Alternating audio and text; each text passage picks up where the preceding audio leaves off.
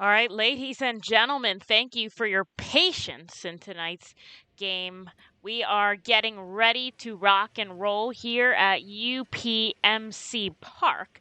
Emily Messina on the air with you guys tonight. Now, I'm calling live remote from FirstEnergy Stadium. So if you're listening from Reading, hello. And everyone else, thanks for joining me. I'll be remote for the first few days, then I'll be traveling to Erie and I'll call the game right in front of me, so that'll be exciting. But for now, we'll be watching on MILB.TV and following along that way. Thank you to Erie for providing us that feed. And after a 45-minute or 40-minute rain delay, I should say, we're getting ready to start. The SeaWolves have taken the field. It still does look like there's a slight drizzle going out at the ballpark. I was told heavier rain earlier. They had the tarp on, but they finally pulled it off and seems like it should hold up well for the rest of the night.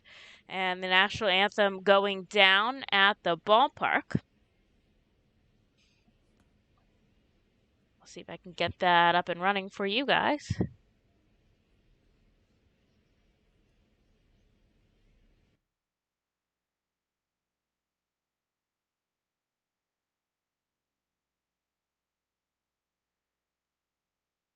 Nope, doesn't seem like I can get the sound for that. But that's okay. We'll talk about the game. Tonight it's going to be Josh Hendrickson, who is 2-0 in starts for the Fightin Phils. He's going to face off against the Erie SeaWolves starter, Joey Wentz. Not related to Carson, I don't believe. Now, Wentz has had just one AA appearance where he's thrown 2 innings of work this season, and that is because he is coming off kind of a rehab of Tommy John. He spent most of his time so far this season in low A, and he kind of skipped over high A and then went to double A because he is older and does have some higher experience level, but they're just taking it slow as he rehabs from Tommy John. So we'll get to see him face off against Hendrickson, who has only appeared twice for the Fightins, or 3 times, excuse me. And so it'll be an interesting matchup tonight with these two sort of players with not a lot of double A experience, but both very successful so far. Now, the longest Wentz has gone is 5 innings of work. And Hendrickson has not gone the distance yet. He's gone 6 at his last start, 6 innings, and then the previous one 5 innings. So he's been pretty deep into starts. And as they start to warm up, Sean Williams heading out to the third base coach's box. And of course, the Fightins playing away at Erie, so they will bat first. And then Hendrickson will take the mound against the Erie SeaWolves lineup. Now, the SeaWolves have been very, very successful so far. They are 30-18. The Fightins with the exact opposite record of 18-30. So we'll see how that plays out tonight. But for sure, not, an unwinnable series. The Fightins have been hot as of late, and so we'll see how that impacts them at all tonight. 73 degrees in Erie, a slight drizzle.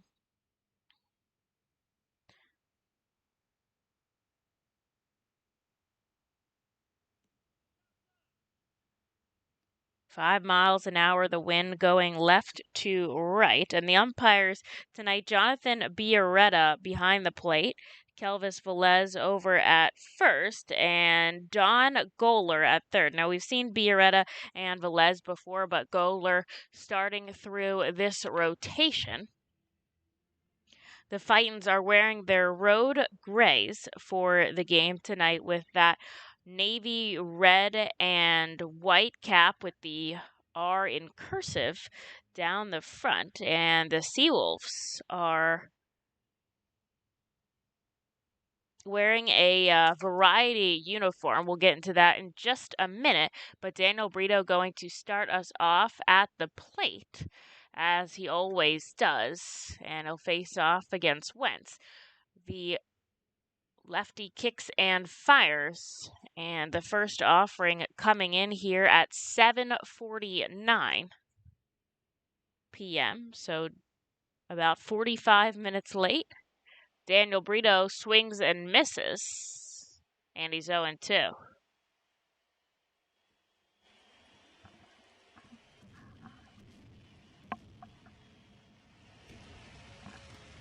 Brito settles in against that lefty batter's box, and now the umpire will call time.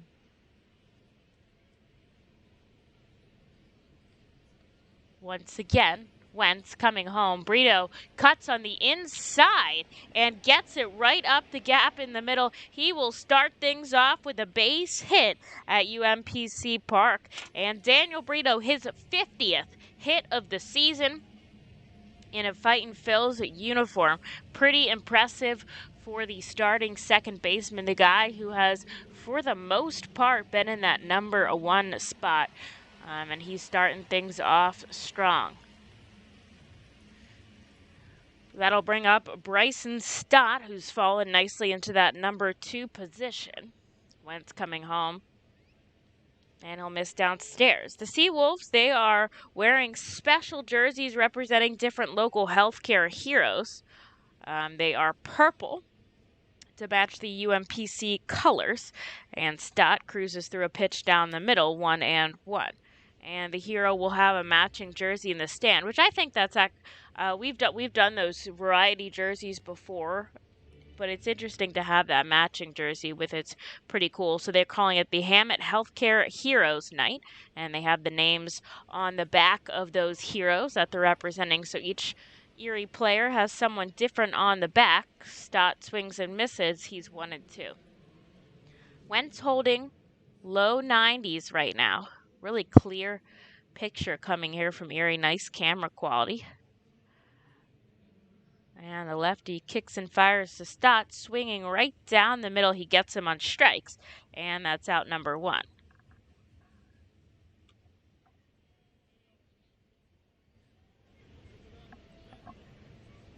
One on, one out here for the Fightins, looking for an early lead to give Hendrickson some room to work with. In the field for the SeaWolves, you might recognize some of these names because they are high prospects in the Tigers organization. And really overall in MILB prospects. Wentz coming home to Bonifacio now, who takes him yard, going back at the left field fence. And it will bounce off the wall. They are going to signal a home run, and the Fightins take a 2-0 lead on Jorge Bonifacio's 10th home run of the season. And man, oh man, the Fightins are up first here early, with Bonifacio slamming one over the left field wall. Absolutely no doubt off the bat. And that'll put Hendrickson in a good mood as he leads before he even starts off the game. So 2-0 Reading Fightin' Phil's here for Madison Stokes now. Stokes very successful in the last series, batting over 300. And he had a couple of jacks himself. Pitches low.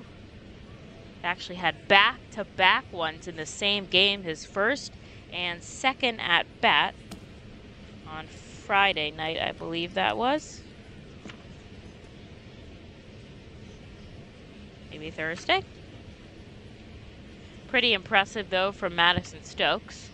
And he'll settle in the righty batter's box. Here's the 1-1. Pokes it the other way over the head of Lipsius and into right field. That'll be the 3rd hit of the inning for the Reading Fightin' Phils as Stokes lands himself on first. Yet another base hit from Madison Stokes. And he has just been absolutely incredible lately, and that's why he is batting in that clean-up spot. Now, Bonifacio just cleaned up, and so it wasn't much for him to do other than get on base, but that's important. He succeeded there. And he will give the bat to Rodolfo Duran. Got a couple starts in the last series, working his way back from a hamstring injury. Looks like the rain has stopped in Erie. And Wentz sends a high fastball home. Duran fooled by it, 0-1.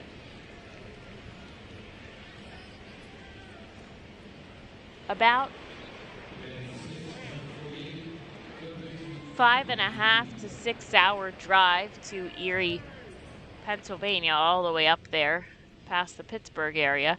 Duran chases another fastball upstairs, and he will head back to the dugout, striking out, swinging. So 2 strikeouts now for Wentz, but he already allowed 2 runs across the board on 3 hits. And here's Josh Stephen, who had a heck of a series himself, recording 3 home runs in just one series, that's not including the walk-off victory he had in the bottom of the 11th for the Fightin Phils against the Binghamton Rumble Ponies. Stephen takes a pitch outside, 1-0.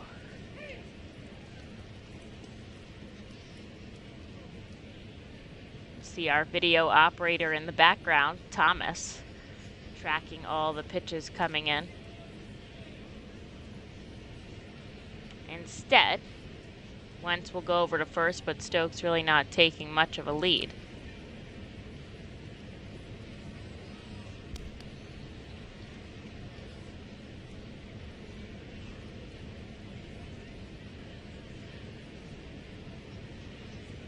Wentz coming home. This one sent high in the sky by Steven, and it's going to fall into the glove of the left fielder Woodrow, so that'll be out number 3.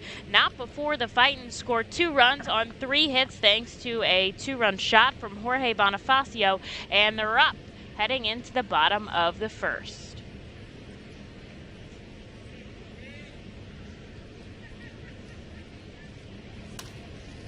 The Reading Fightin Phils birthday party package is the best way to celebrate a birthday. Whether you are a youngster or an adult, there is no better birthday than a Fightin's birthday. The Fightin's fan birthday package is customizable for fans of any age and starts at just $120. Base packages include 10 general admissions tickets to a Fightin's home game, an autographed baseball, and a VIP reserved parking spot. Fans can also add a wide variety of experiences and options to make sure your favorite Fightin's fan's birthday is a grand slam.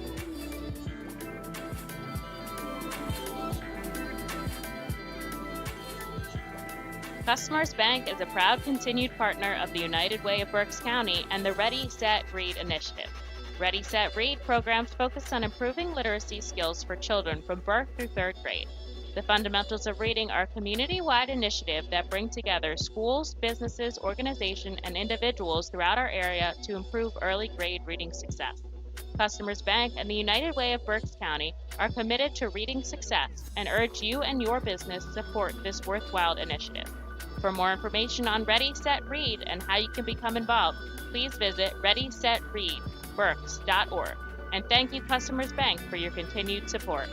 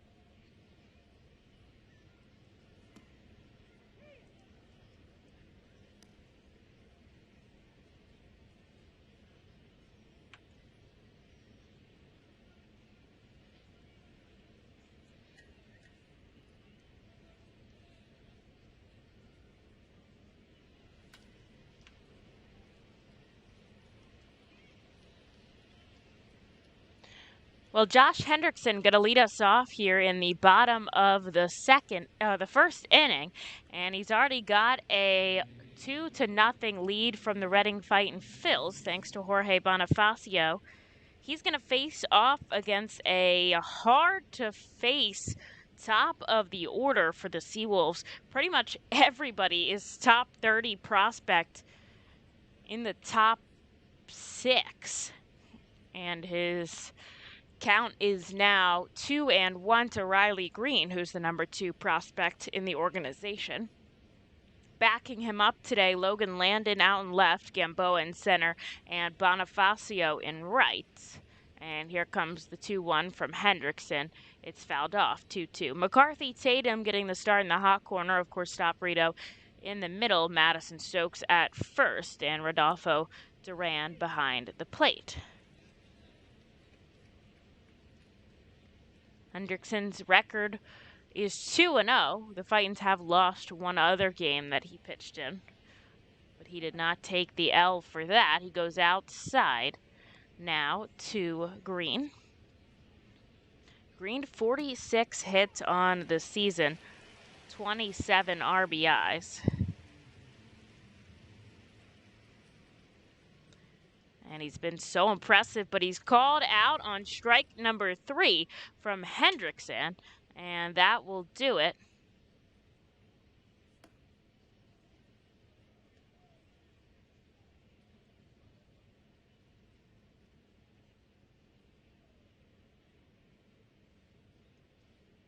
Out number 1.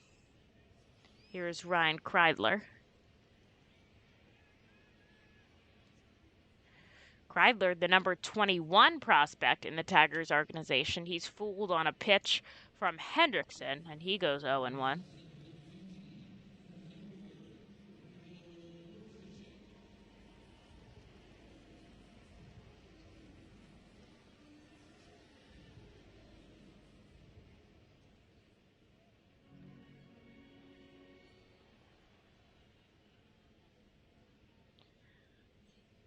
The jerseys with the different names on the back, a little confusing for me, but I'll get used to it. Hendrickson misses downstairs, 2 balls and 1 strike. Now we saw Green and Kreidler the time that the SeaWolves came to play here against the Fightin' Phils. And the Fightins won 2 games of that 6-game set here at FirstEnergy Stadium. We'll see what they could do on the road against the team. They've had a much better June than they had May, as the pieces are starting to fall into place. Here's the 2-2 now to Kreidler, and it is tried to be framed by Duran. He's surprised he doesn't get the call there. From home plate umpire Biarretta. So it's a full count now from Hendrickson. And the lefty deals, misses way downstairs, and that'll walk Kreidler.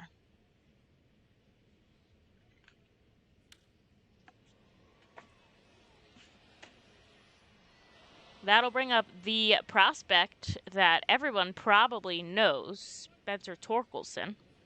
Torkelson, the first pick in the 2020 draft, and the first pick for the Tigers. He's lived up to the hype so far.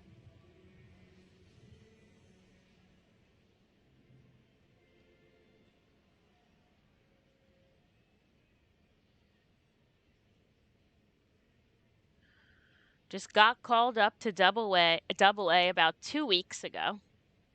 Already has 11 hits and 9 RBIs. 3 home runs to his name, and he fouls a ball back into the stands. Looks pretty happy up at the plate right there. Doesn't look like it's raining anymore. Just looks a little overcast.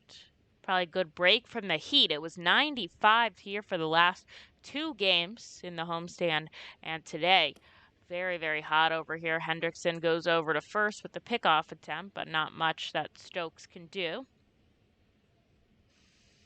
In high A, Torkelson was batting .312 with 34 hits in 31 games. So he was averaging over a hit a game as Hendrickson gets a called strike. So he's got Torkelson 0-2 right now. And he walked 24 times. So he walked just shy under once per game. And 28 RBIs as well. So not only does he hit, but he hits for clutch, and he gets him down on strikes Josh Hendrickson gets him to chase a pitch out of the zone, and there's 2 outs on 2 Ks from the starter for Dylan Dingler.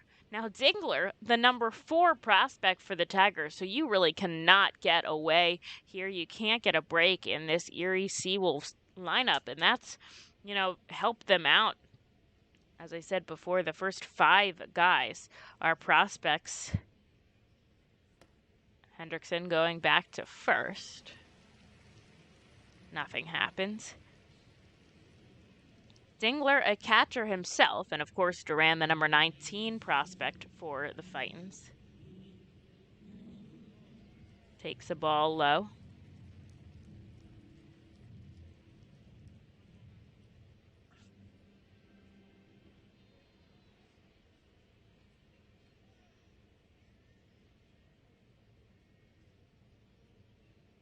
Outside there. Hendrickson changes it up, but he misses.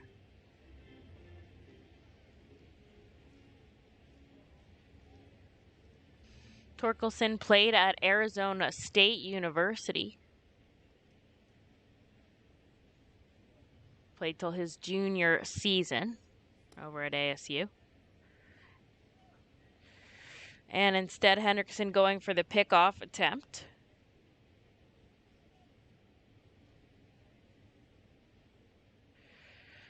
Now we'll see if he comes home to Dingler with the 2-0. Misses upstairs, and it's 3-0.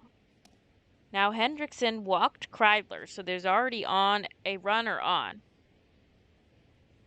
But he does have some wiggle room as the Fightins took a 2-0 lead in the top of the first. This one's popped foul as Hendrickson's working his way back into the at-bat. Fightins had some roster moves today.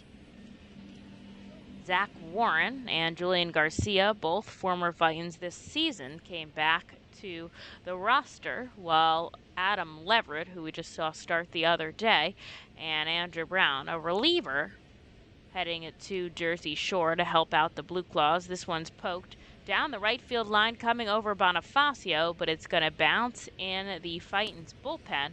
Foul. And Hendrickson working his way back into this at count. 3-0, it is now full to Dingler.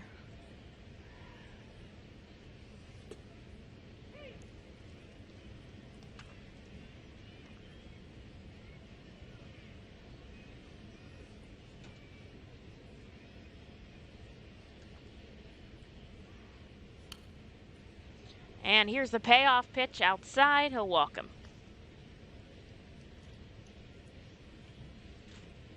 So that'll put 2 runners on with 2 outs here for Hendrickson. Both outs coming as a strikeout. And Andre Lipsius up at the plate.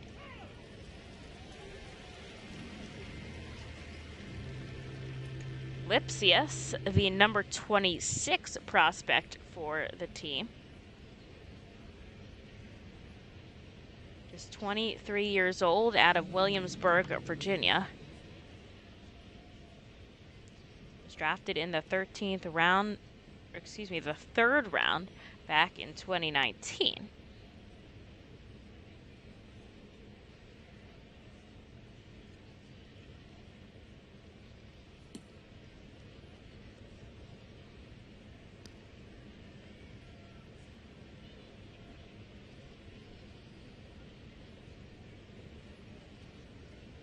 Lots of top 5 rounders on this Erie roster.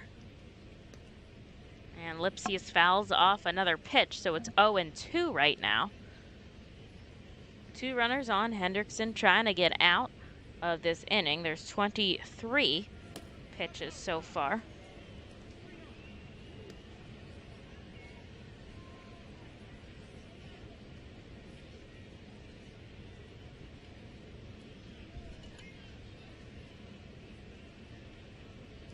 And that'll be out number 3, a third strikeout for Hendrickson to retire the side. He lets 2 on, but not around.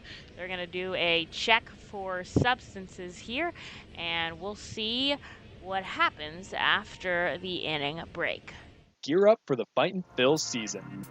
Visit the Brentwood Industries Fightin' Phil's team store at FirstEnergy Stadium or check out our online store 24 hours a day, 7 days a week at rphils.com/shop. We have a wide variety of Fightin' Phil's hats, t-shirts, kids apparel, and more. Looking for something new? Check out our latest selection of Los Luchadores de Reading and Reading hot dog gear, plus throwback black R-Trains R-Phils attire. Root for your Fightins in style. Stop by the Brentwood Industries Fightins team store or rphils.com/shop. The Reading Fightin' Phils, in conjunction with Savage 61 Fiesta Fridays, are proud to partner with the eXp Realty Group throughout the 2021 season. Visit their convenient website at brgpa.com. The custom search bar makes house hunting online easier than ever, and their talented team of agents is here to answer all your questions. Call them today at 610-926-8610. eXp Realty Group is a proud partner of the Reading Fightin' Phils at all 7 Savage 61 Fiesta Friday games during the 2021 season. eXp Realty Group, where every move matters. Savage Auto Groups is a proud sponsor of the Reading Fightin' Phils. Our large inventory and wide selection of models, along with competitive pricing, allow us to make great deals on many vehicle makes and models. Visit Savage 61, Kia, and L&B in Berks County for all your automotive needs.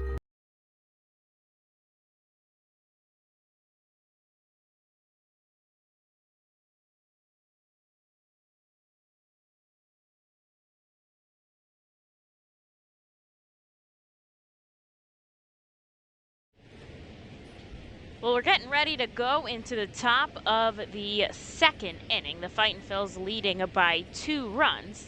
Hendrickson struck out the side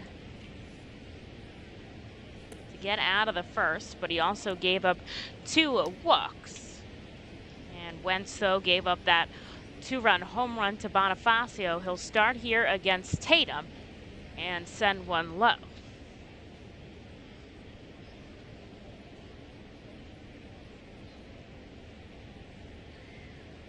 Wentz kicks and fires. Tatum takes it to deep left field. Back, it's gone.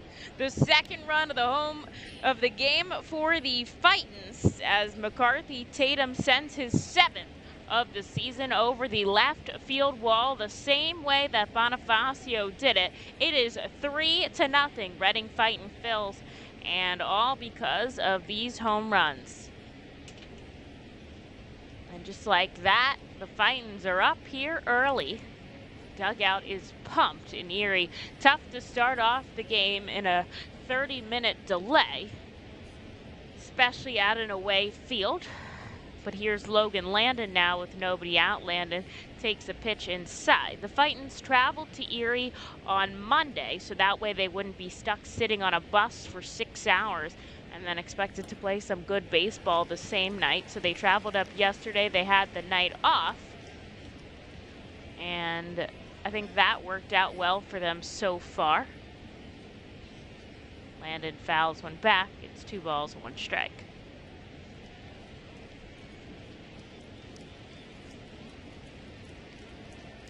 That way they have this morning to sleep in a hotel, wake up leisurely, get to the park, work out, stretch, and get ready to play some ball tonight. Landon chases one downstairs.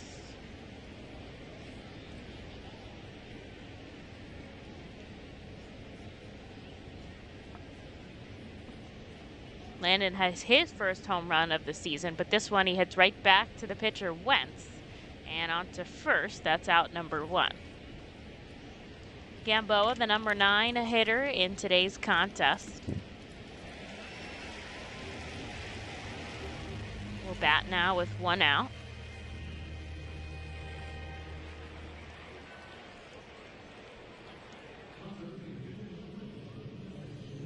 The Tigers play a part of the American League as Gamboa slices this one up the third baseline. Torkelson over to first, and they get him. A close call there, and Gamboa's down.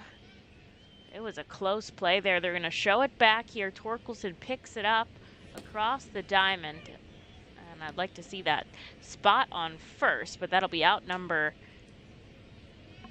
2, and that's why really he is such a highly ranked prospect, the number 1 for the Tigers, as he does it well on the field.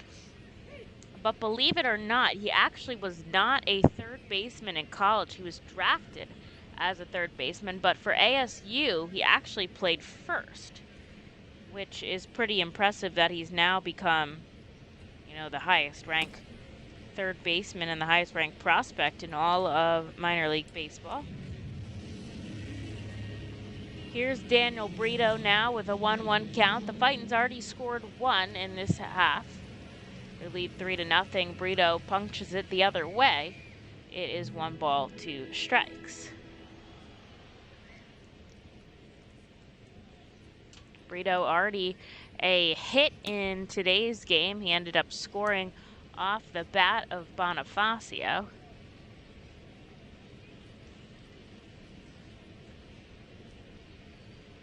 He had his second home run of the season against Binghamton.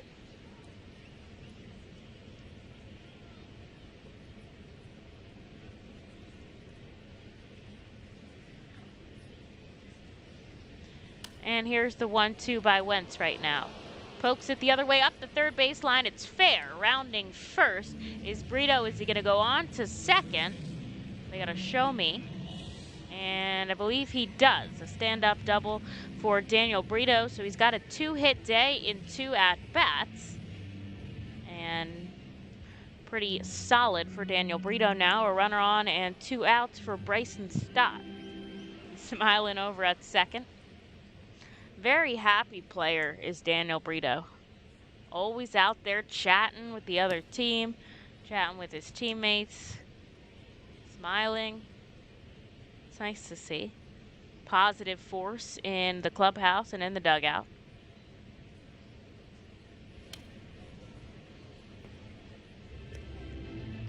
Stott takes the first pitch, grinds it up to second, on to first, and that'll be out number 3. As Daniel Brito stranded on second, not before McCarthy's Tatum's ball clears the yard. It is 3-0 Fightins here as we go into the top of the third. Gear up for the Fightin' Phil.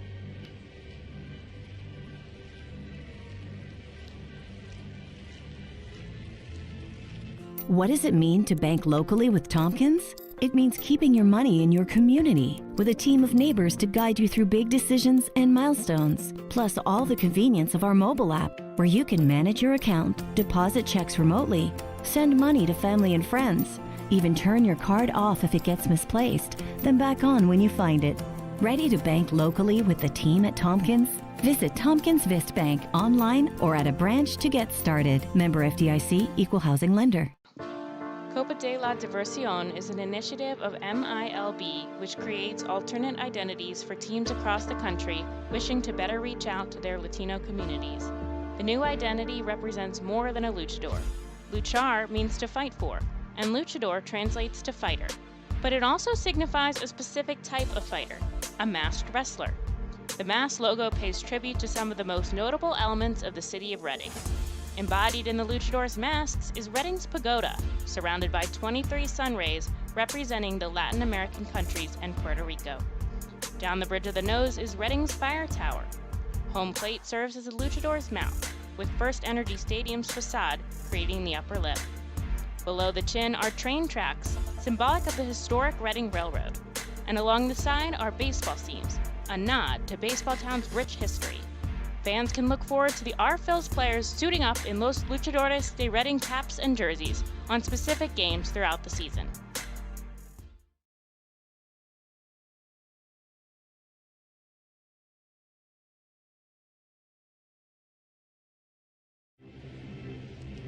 Well, gotta correct myself. It's not the top of the third, it's the bottom of the second, which would make more sense since the home team is batting right now. Hendrickson to face off against Carpenter, Policelli, and Drew Ward. Takes a deep breath and sends the first pitch down to Carpenter for a ball.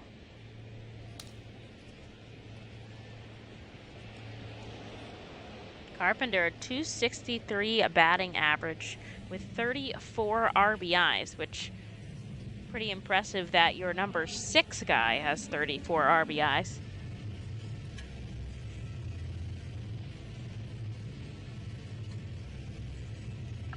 It says a lot about the quality and persistence of your lineup. Here's the 2-0 now from Hendrickson.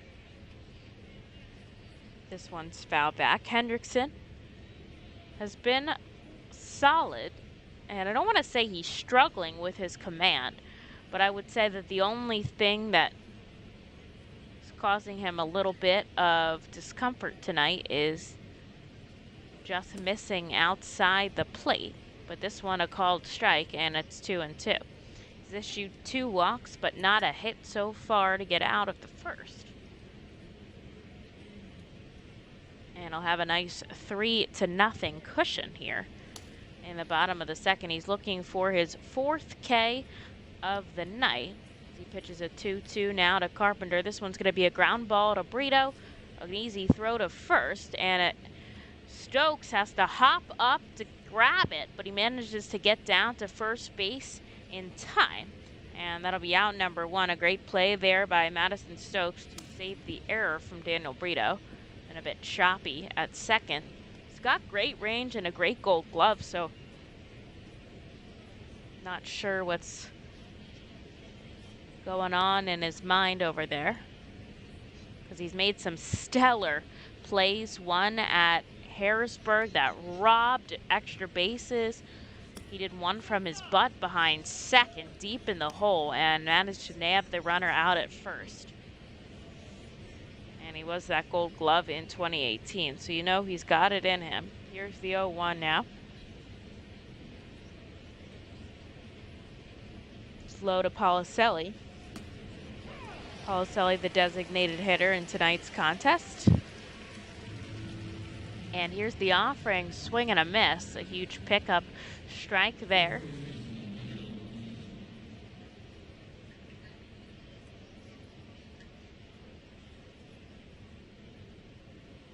One and 2 now from Hendrickson, and it's fouled back as Policelli stays alive. Beautiful weather in the past homestand for the Fightin' Phils. I mean, you couldn't have asked for anything more. Tuesday, just a slight drizzle, and then it cleared up by game time. The rest of the week was absolutely phenomenal weather as Policelli strikes out. Hendrickson picks up his 4th K and second out in the bottom of the second inning. Now, his most strikeouts came in a start in high A when he notched 7 in 4 innings. For the Fightins, 5 is his top, and he's already had 4 so far in 1 2/3. So he is dealing right now as he faces Drew Ward, 1-0.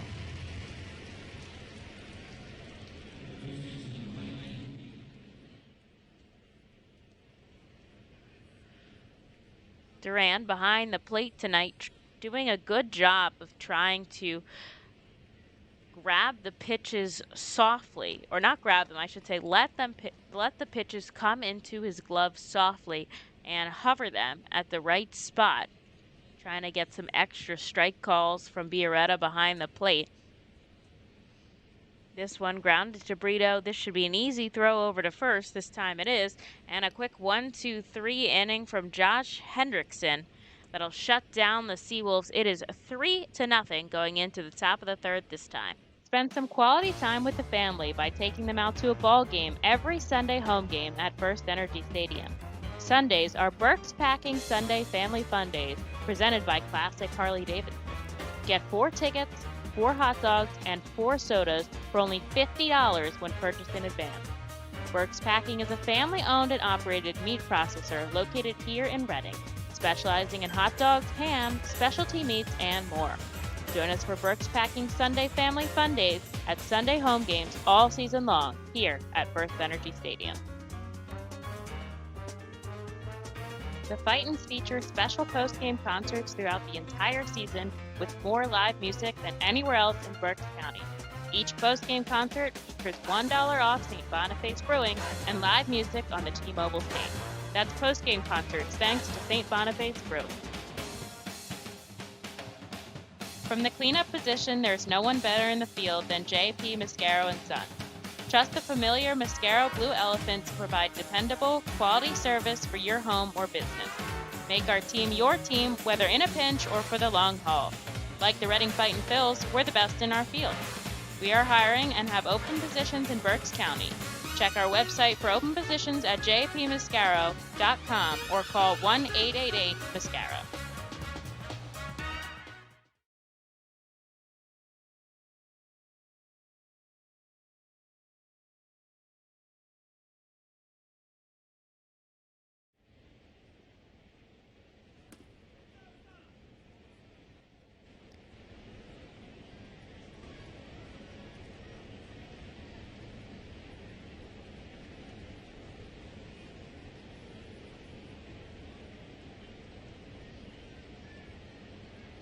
Well, we're headed into the top of the third inning.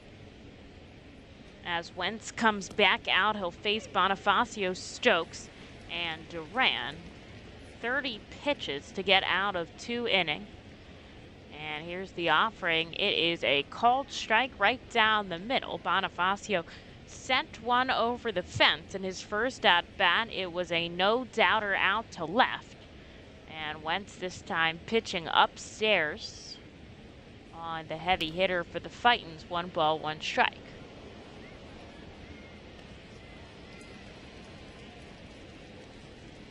This one way upstairs, 2-0.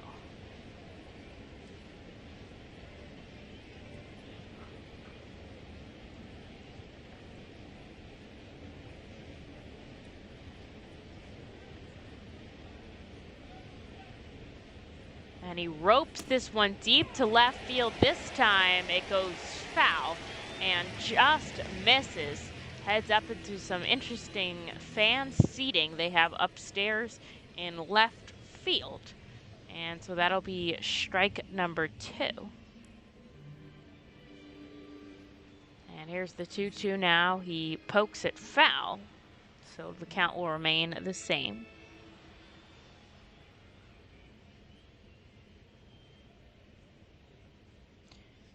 Wentz, of course, a top prospect himself, number 6 in the organization, and he's also on the 40-man roster as it's sent downstairs. The Fightins just have 1 player on their 40-man, which is Rodolfo Duran.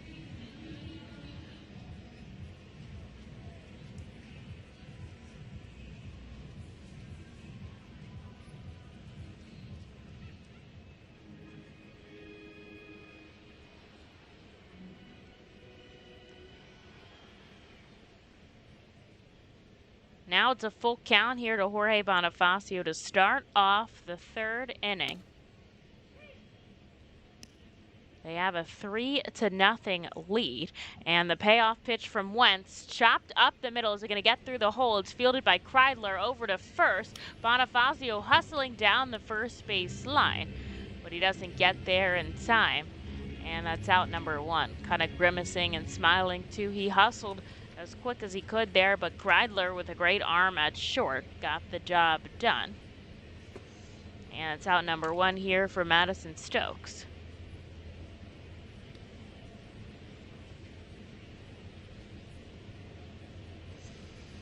Wentz likely to head up to AAA if he pitches well. That's where theoretically he'd be if he wasn't recovering from Tommy John. He has to focus on the build-up prospect in getting back. They don't want to give him too many innings to start things off. Obviously, with such a top prospect, they don't want to make anything tough. Stokes sending it back in center field. Green bouncing off of the wall pads. He makes the catch and falls to the ground. He looks a little bit winded, but he gets Madison Stokes out of the deepest part of the outfield. Wow, was that feet away from being a home run, and a huge hustle from Riley Green. Sometimes in a major league game, they'll tell you how far the guy tracked to run that down and the speed at which he was going. I would have loved to see that there for Green because he covered a lot of ground to get to that ball in time. So there's 2 outs now for Rodolfo Duran, and he'll take a pitch right down the middle for a strike.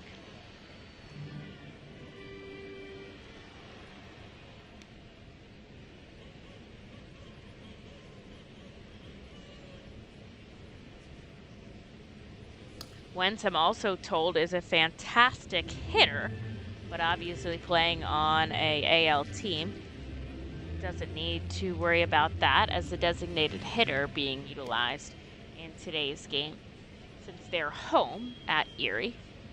Duran swings through a pitch, 1 ball and 2 strikes here with 2 outs in the top of the third.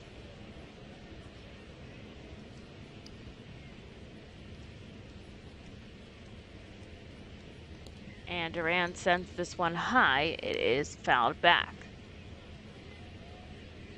Wentz was actually drafted in the 2nd round by the Atlanta Braves in 2016. But he was dealt to the Tigers with Travis Demeritte for reliever Shane Green. And Wentz, of course, played for the Tigers in 2019, so he does have some Double-A experience as Duran pops this one up into foul territory, and it's caught by Drew Ward, the first baseman, to the right side of the bag. So that'll be 3 up, 3 down for Wentz here. And to the bottom of the third we go with the Fightin's 3-run lead.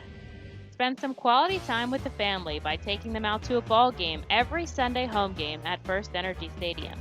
Sundays are Burke's Packing Sunday Family Fun Days, presented by Classic Harley-Davidson.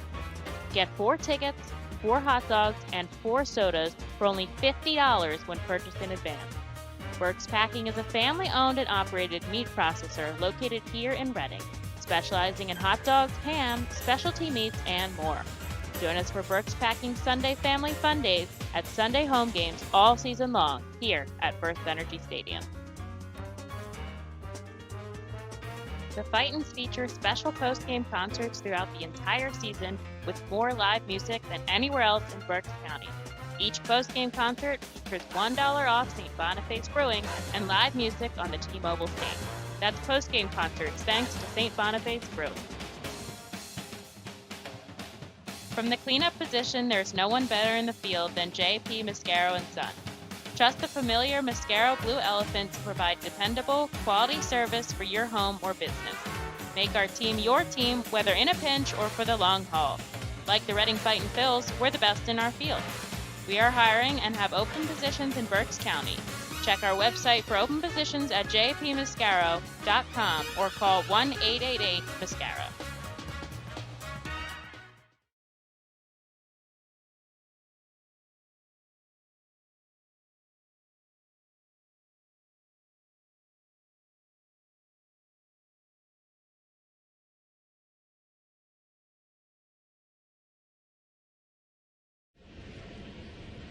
Well, into the bottom of the third we go. Josh Hendrickson still working through the SeaWolves order for the first time. He'll face off the number 9 hitter Danny Woodrow to start things up.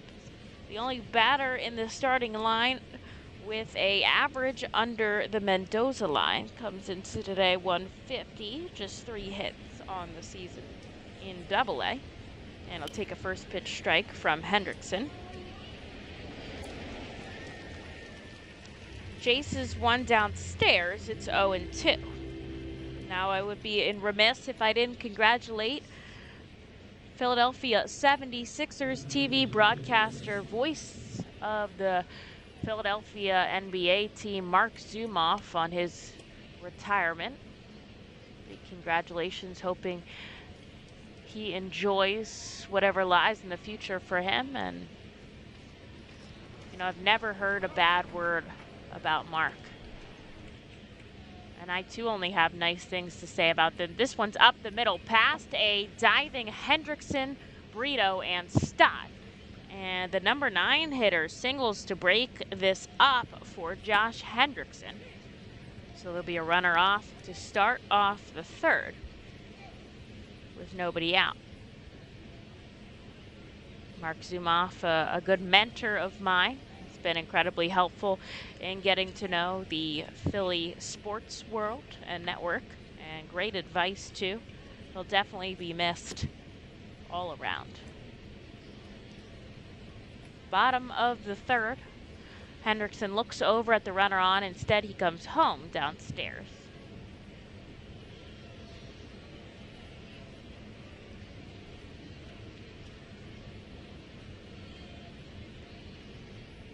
The lefty has a good view of first base, but seems to be focusing on the batter right now. He goes down again, but he doesn't get Green to chase. He managed to strike him out his first time up, but he's got 2 balls and no strikes right now.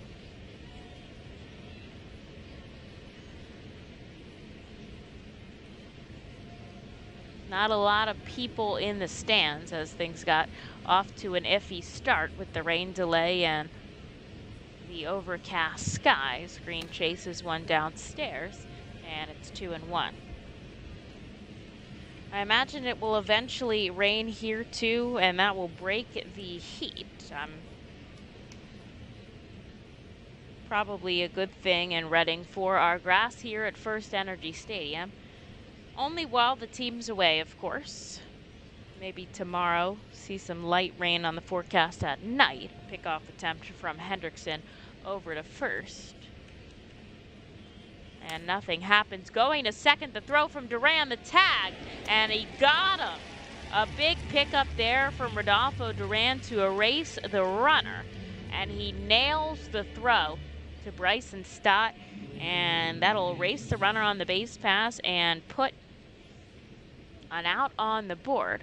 What happened was Duran bobbled it a little bit in the dirt, and that thought Danny Woodrow could go over to second, but Duran picked it up, and a bummer for the SeaWolves as Green ropes this one into right field. They have a base runner on again, but nobody out in front, and of course 1 out now.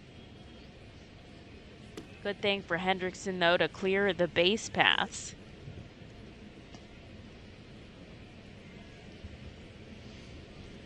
So 1 on, 1 out here for Danny Kreidler. Reached on a walk back in the first.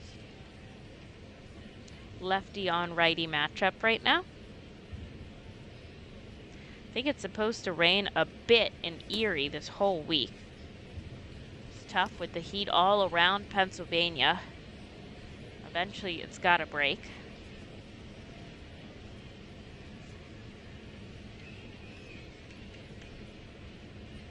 Hendrickson kicks and fires home. This one's sent high in the sky, but it goes foul into the concourse.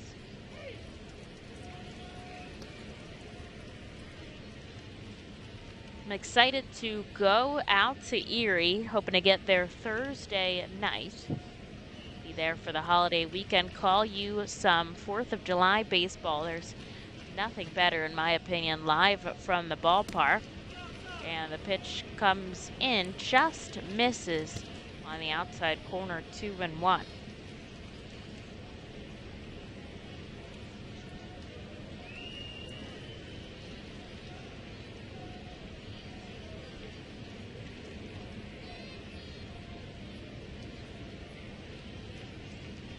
Hendrickson looks at the runner on first. Instead, he comes home. This one could be playable. It's going to be in foul territory. Stokes coming over at first, and he makes the catch deep in the hole, but foul, and that'll be a nice out for Hendrickson as there's 2 away, and a runner on first.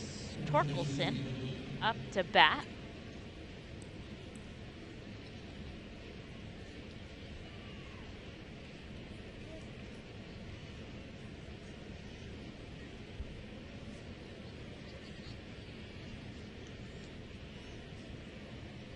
Steps into the righty batter's box. Hendrickson on the first base side of the rubber kicks and fires home downstairs.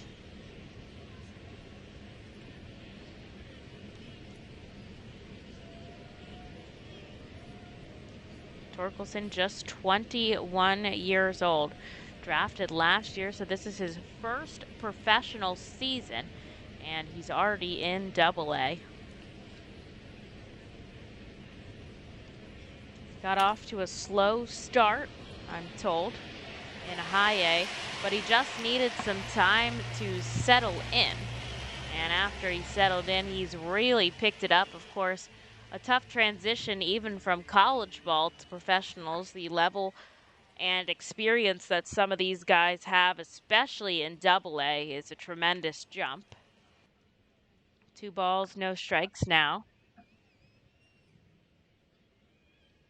1 runner on and 2 outs for Hendrickson. This one is fouled off behind the plate.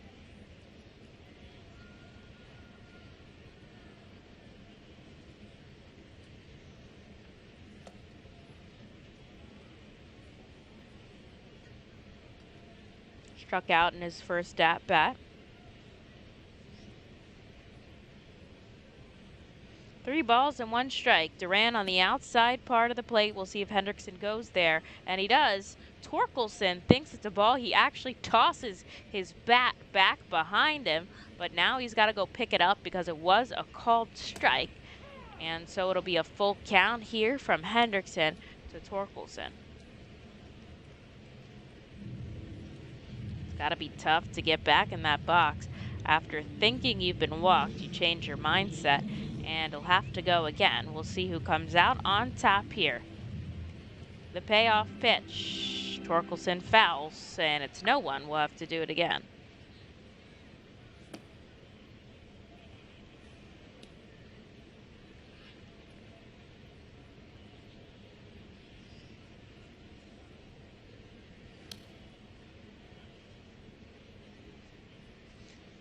Sun starting to set at the ballpark in Erie, Pennsylvania, as the lights come on, and Torkelson this time takes a pitch upstairs.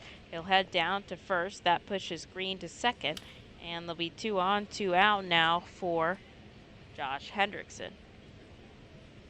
8:40, about the time of sunset here in Reading. Looks a little bit lighter in Erie right now. Obviously, I'm not there calling this game live remote from Reading, and the game being played away at UMPC Park.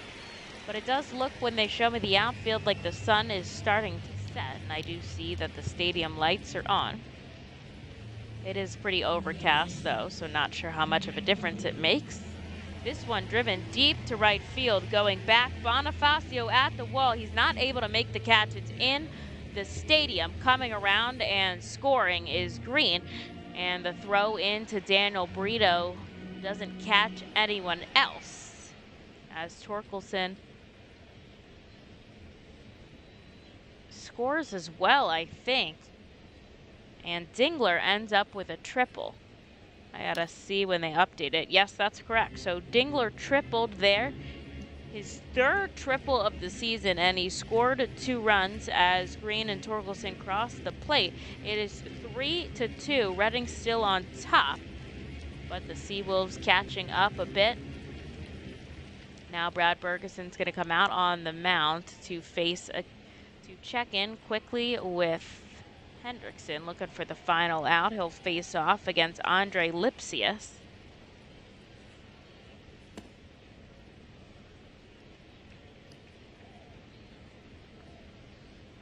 And man, did Dingler get a hold of that ball. Inches away from being over, but inches away from being caught by the right fielder Bonifacio.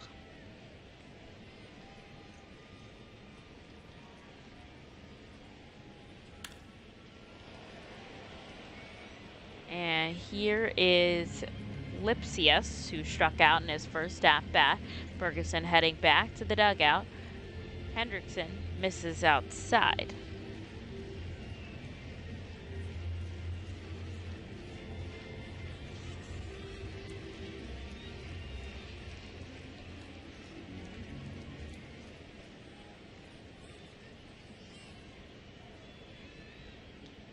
This one in the dirt, gets away from Duran, but he covers it enough. 2 balls, no strikes.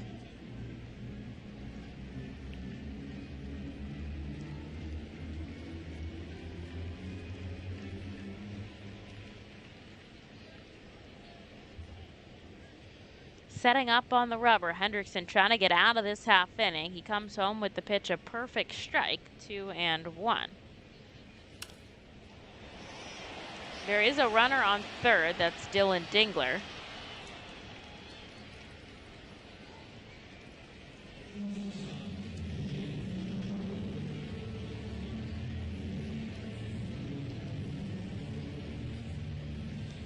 And this one's sent upstairs, coming over Landon Gamboa, and it's Gamboa in center field who makes the catch.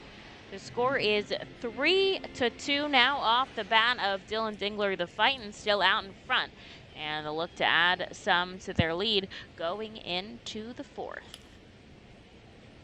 The Reading Fightin' Phils are proud to partner with the Berks County Mental Health and Developmental Disabilities Program. Together, we are striking out the stigma in order to raise community awareness about mental illness and the prevention of suicide. With 3 simple words, are you okay? The hope is to begin a conversation to show Berks County that we care. Suicide affects and hurts everyone, but help is here, and we'll work together to raise awareness about suicide and identify what we can do as a community to prevent it. People in need of assistance and support should call Crisis Intervention at 610-236-0530. That's 610-236-0530. Cornwall Manor is an active senior living community on a 190-acre wooded campus in Cornwall, Lebanon County. The community offers independence and opportunities for wellness and fitness, as well as educational and musical programs, and the peace of mind of having convenient healthcare on site. Cornwall Manor offers a range of residential choices from apartments to homes. Prospective residents are welcome to visit us for lunch and have a chance to learn more about the community. More information is available online at cornwallmanor.org. Cornwall Manor, celebrating 70 years of senior living.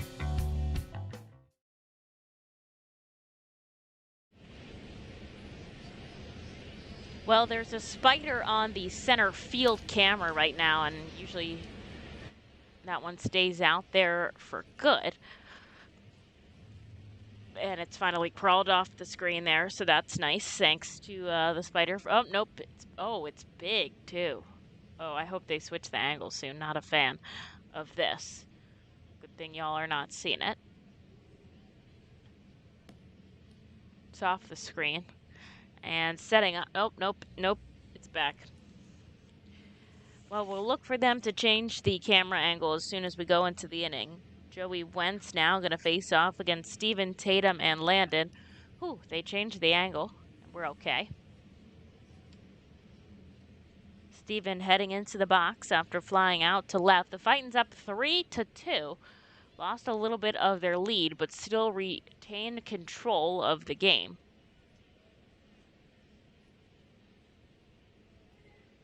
Top of the fourth now. Wentz kicks and fires low.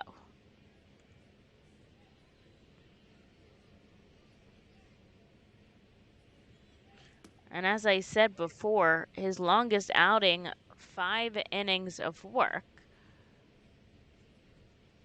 See if he can get through 4 right now. He's on 47 pitches, Steven, with a 1-2 count.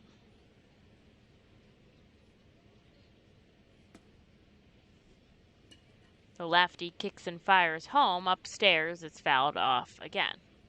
Now, when the team played Binghamton, they only had 2 lefty pitchers on their roster, and the SeaWolves have the same. Wentz is one of them, and then Max Green, the reliever closer, is the other one. The Fightins have had a handful of lefty guys, including Hendrickson, and Steven keeps fouling him back, fighting him off. It's still 1-2.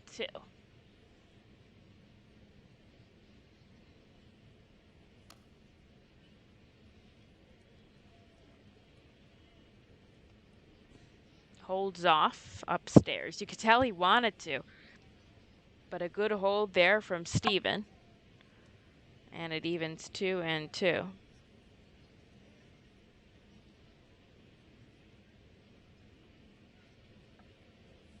Outside. And it is full. Patience here at the plate key for these Fightins hitters. A lot of them been chasing early, getting themselves in 0-2 counts, which is okay if you battle back, but tough to get behind like that off in the payoff pitch. Steven driving this deep to right field. Going back at the wall, Carpenter, and he makes the catch within an inch of the fence. A long fly ball there from Steven, just resulting in an out. And there's one away for Wentz for McCarthy Tatum.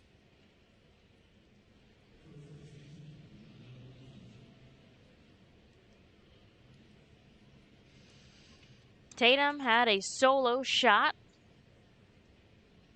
back in the second off of Wentz, comes home, and it's a called strike.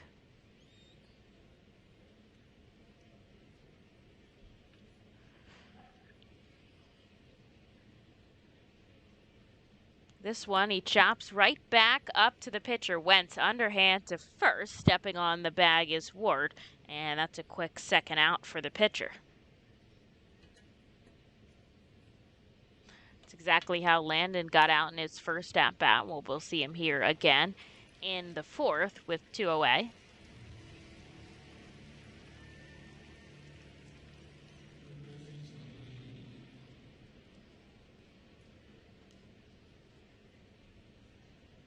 Way inside, 1-0.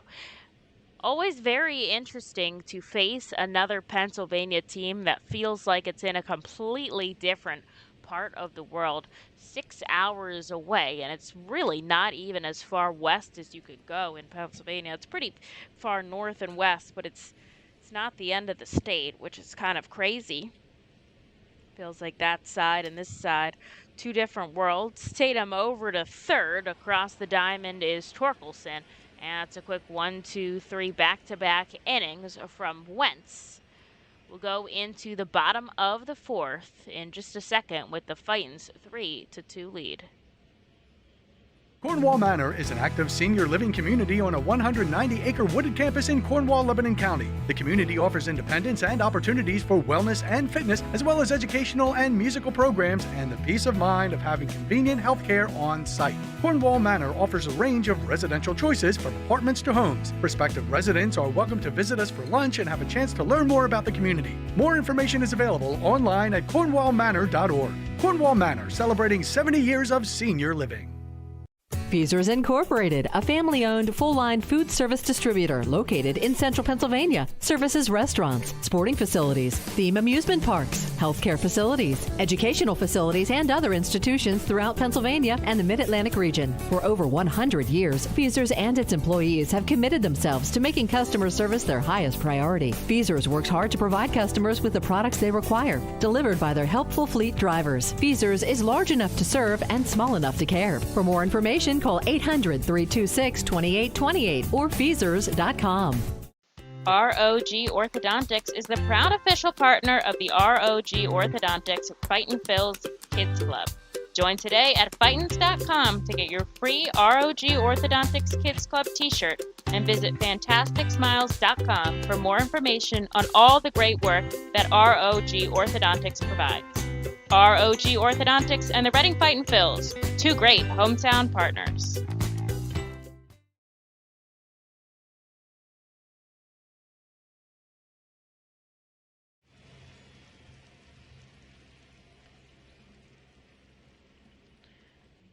Well, the Spider is gone at this stage in the night as we head into the bottom of the fourth. The Fightins with a 3-2 lead. Hendrickson back on the mound to face the bottom part of the order. Kerry Carpenter is starting things off first. Hendrickson takes a deep breath, and now he comes home. This one grounded to second. Brito on to first. 1 pitch, 1 out in the bottom of the fourth. Wentz got down the Fightins 1-2-3. We'll see if Hendrickson can do the same.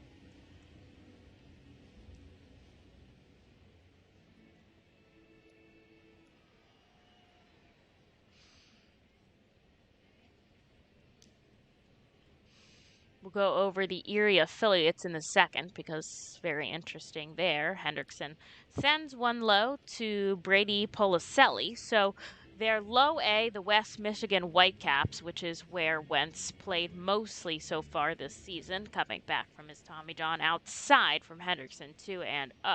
Then the Lakeland Flying Tigers. Now, Lakeland is the other team that has had the longest affiliation as the Fightins have with their parent club. The Fightins have been affiliated the longest with the Phillies, then the Erie SeaWolves in AA, and then the Toledo Mud Hens. And very interesting to have only your low A in the same state as Policelli walks down to first. There'll be a runner on with one out now for Drew Ward. Toledo in Ohio, of course, and Erie in Pennsylvania. It's about 5 hours from Comerica Park of the Detroit Tigers. RAA about an hour and a half from Citizens Bank Park. This one popped up into foul territory. Stokes coming over. He makes the catch behind him at first, and a nice out number 2 for Hendrickson with a runner on first. It'll be the number 9 hitter, Danny Woodrow. Now, Woodrow was the one who started it off in the third that allowed 2 runs to score. So definitely not an easy out in that number 9 spot. And of course, Lehigh Valley about the same to CBP. So easy transition for all of these players. Even Jersey Shore, really not far. They've transitioned into the high A role. And then Clearwater is a little bit of a hike, but easy flight, honestly, from Philadelphia, or you could go into Trenton or into the Allentown Airport. Not too tough. Lots of people making that flight as it comes inside to Woodrow. 1 ball, 1 strike. And even still, that's the low A at the Phillies spring training facility. So they've got a lot of action going on there. That's where they send the guys for extended, for the developmental list, to rehab. As Woodrow fouls one back, it's 1-2. So a lot going on in Clearwater, a big hub for the Phillies. And as I said, not a bad flight at all. Close to the Tampa airport. 1 ball, 2 strikes. Hendrickson looking to get out of this half inning. He deals home, and it's fouled back as Woodrow chases a pitch in the dirt.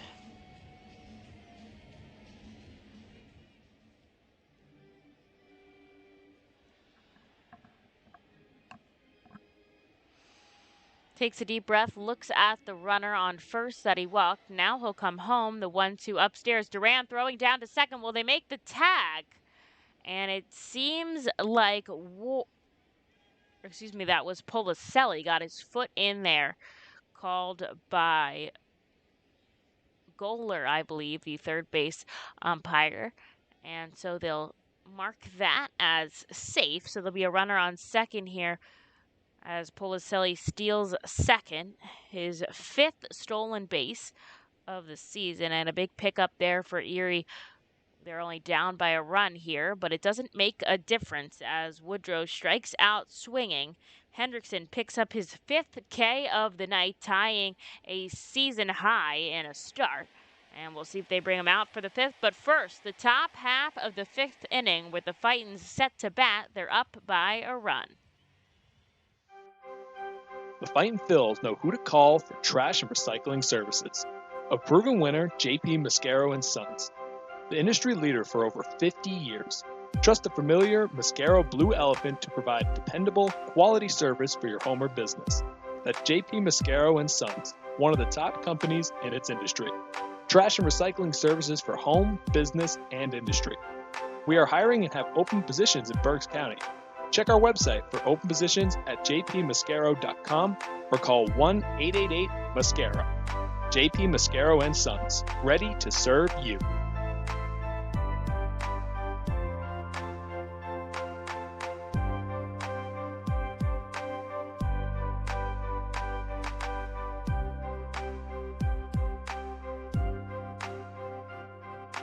Nursing home neglect is a serious problem.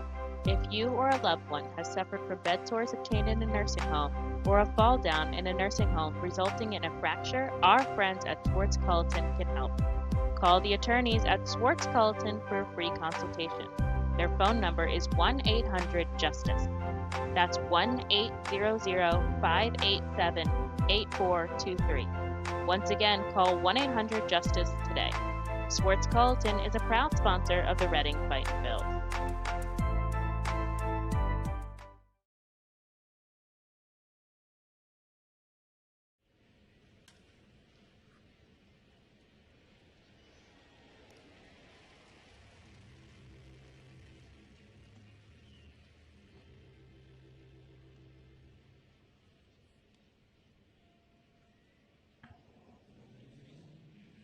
Gamboa going to lead us off in the top of the 5th inning.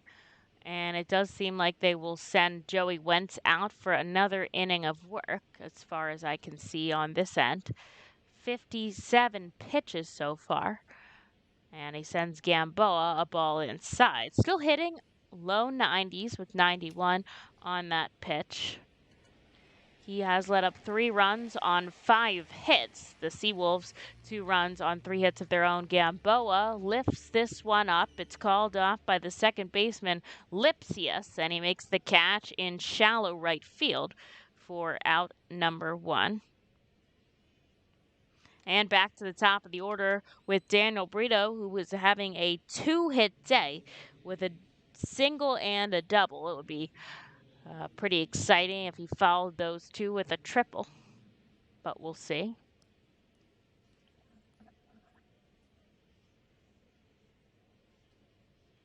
This one outside by Wentz. And I was just mapping in the half-inning break how far the Toledo Mud Hens field is from Comerica, and it's only about an hour because that's pretty far upstate in Ohio. So I guess that makes sense for their AAA team. This one chopped to the second baseman over to first. And quick and easy 2 outs for Wentz. He pitched a 1-2-3 in the 3rd and the 4th, and he's 1 out away from doing it again in the 5th. The Fightins recording all of their hits and runs in the first 2 innings, and the SeaWolves doing all of theirs in the 3rd. But it's Bryson Stott who's 0 for 2 today. The lefty steps in the back part of the box, and the pitch is upstairs for a ball.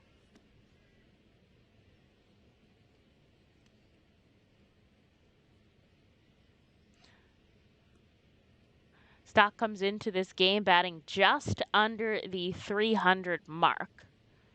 Was riding 300 on Sunday. He'll take a strike, 1-1. A beautiful sunset out in the field at UMPC Park. It's pretty much dark here in Reading. And outside there by Wentz, 2-1. Sun setting a little bit slower, more upstate. And it's a nice cotton candy sky out at the ballpark. Here's the 2-1 now.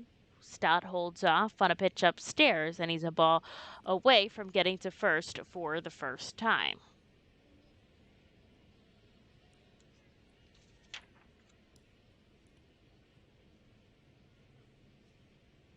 Wentz 6'5", 2 pound, and Stott will take another ball, so he will arrive on first base. So not going to be a 3-up, 3-down inning for the SeaWolves. And now my computer has frozen, and I've lost the feed. Hopefully I am still streaming to you guys. It is hopefully restarting. We'll see. But the Fightins have a runner on first and 2 outs here for Bonifacio, who already had a home run. See if I can pull this back up really quick. Up. They're showing a commercial, so I wonder if he's out already. Well, on the game day operator's screen, I see a wild pitch from Joey Wentz, so Bryson Stott heads to second. So the Fightins have a runner on second with 2 outs. Up, and it's back. I see Stott on second and a ball to Bonifacio, so it's 1-0. Big pickup there by Bryson Stott. He's always so baseball smart as he gets himself to second for Bonifacio. And could be the difference maker for the Fightins. They're up by a run, and of course, would love some insurance runs here. Coming home right down the middle, 1 ball, 1 strike. Lost my crowd noise. We'll try to get that back up and running.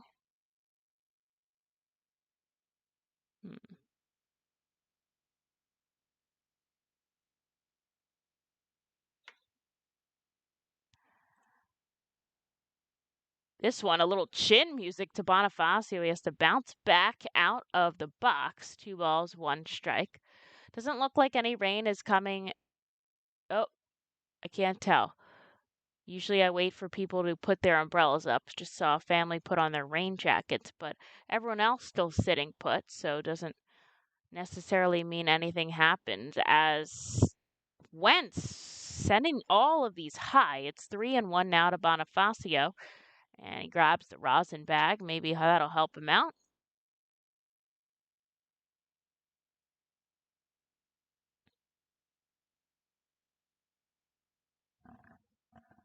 Lost my crowd noise. Not sure what's going on. That's okay. Hopefully the broadcast is still streaming to you guys. I'll check it out over the inning break, but Bonifacio fouls one back into the concourse. It is a full count here with a runner in scoring position. 71 pitches now for the starter Wentz. Looking to get through 5 here. That's his longest outing so far. Did that in low A, though. Kind of a different breed.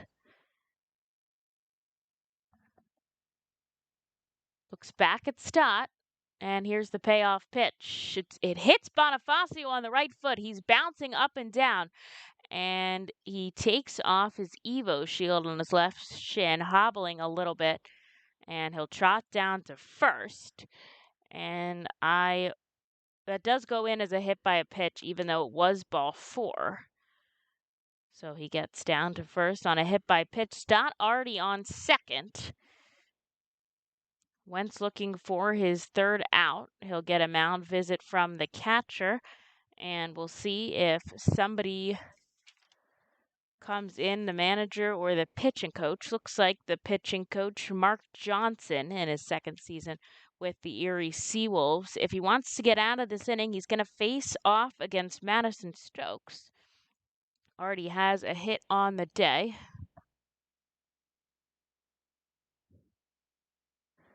And now they're coming out to break up this mound meeting. Really nice. Stott and 3 of the infielders having a chat at second.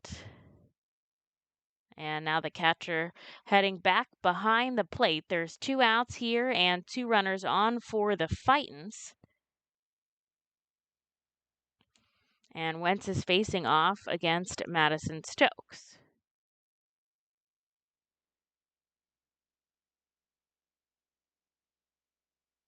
The Phillies have an early lead over the Marlins. Andrew McCutchen scored, and then Rhys Hoskins hit a solo home run as they lead the Marlins 2-0 in the bottom of the 6th inning.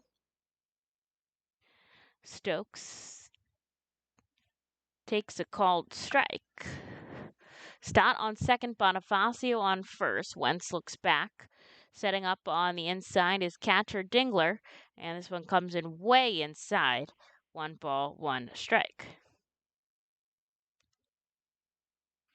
We can check in with the rest of the affiliates as Lehigh Valley trails to Buffalo 5-2. And that game is being played at the Trenton Thunder Field. Stokes drives one into left over the head of the shortstop Kreidler. Coming around is Stott. The throw at the plate, and he is safe as he manages to get his left hand over the glove of Dingler. A run scores for the Fightins. It is 4-2 off of Madison Stokes' base hit. And heading to second is Bonifacio. Stokes on first, but Stott hustled around the base path and scored. And a huge pickup for the Fightins is now they are ahead by 2. And it's Rodolfo Duran's turn at the plate still with 2 outs.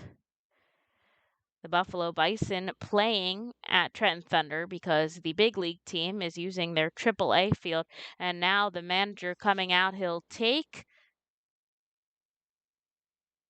Wentz out of the game, and we'll take a pitching change break here at FirstEnergy Stadium while we wait for the game to resume play at UMPC Park. The Penn State Health St. Joseph's 67 Club is the original hospitality area at FirstEnergy Stadium. Conveniently located along the third base side, the 67 Club gives you front row seat to all the action at the hot corner. The area is safely protected from line drives with large see-through netting. Starting at $31, groups of 20 or more can enjoy a 2.5-hour all-you-can-eat buffet. Children 4 and under are free. Visit Fightins.com or call us at 610-370-FALL to reserve your group outing. You can add a delicious all-you-can-eat buffet to any Reading Fightin' Phil's game ticket for only $18. No need to visit the concession stands. You can add a 2.5-hour all-you-can-eat buffet to any ticket. Selection includes barbecue chicken, barbecue sandwiches, cheeseburgers, hamburgers, hot dogs, mac and cheese, corn, pasta salad, baked beans, potato salad, chips, fruit, cookies, and Pepsi products. Call the Fightins at 610-370-BALL, order online at Fightins.com, or visit the Weidenheimer ticket office at FirstEnergy Stadium. The Our Phils and Savage 61 are excited to bring you Fightins baseball live from the comfort of your own home. If you are listening to this now, you're probably watching on YouTube, Facebook, or Twitch. Thanks for tuning in, and feel free to check us out on ourphils.com/pressbox for all the elite baseball information on the Fightin' Phils.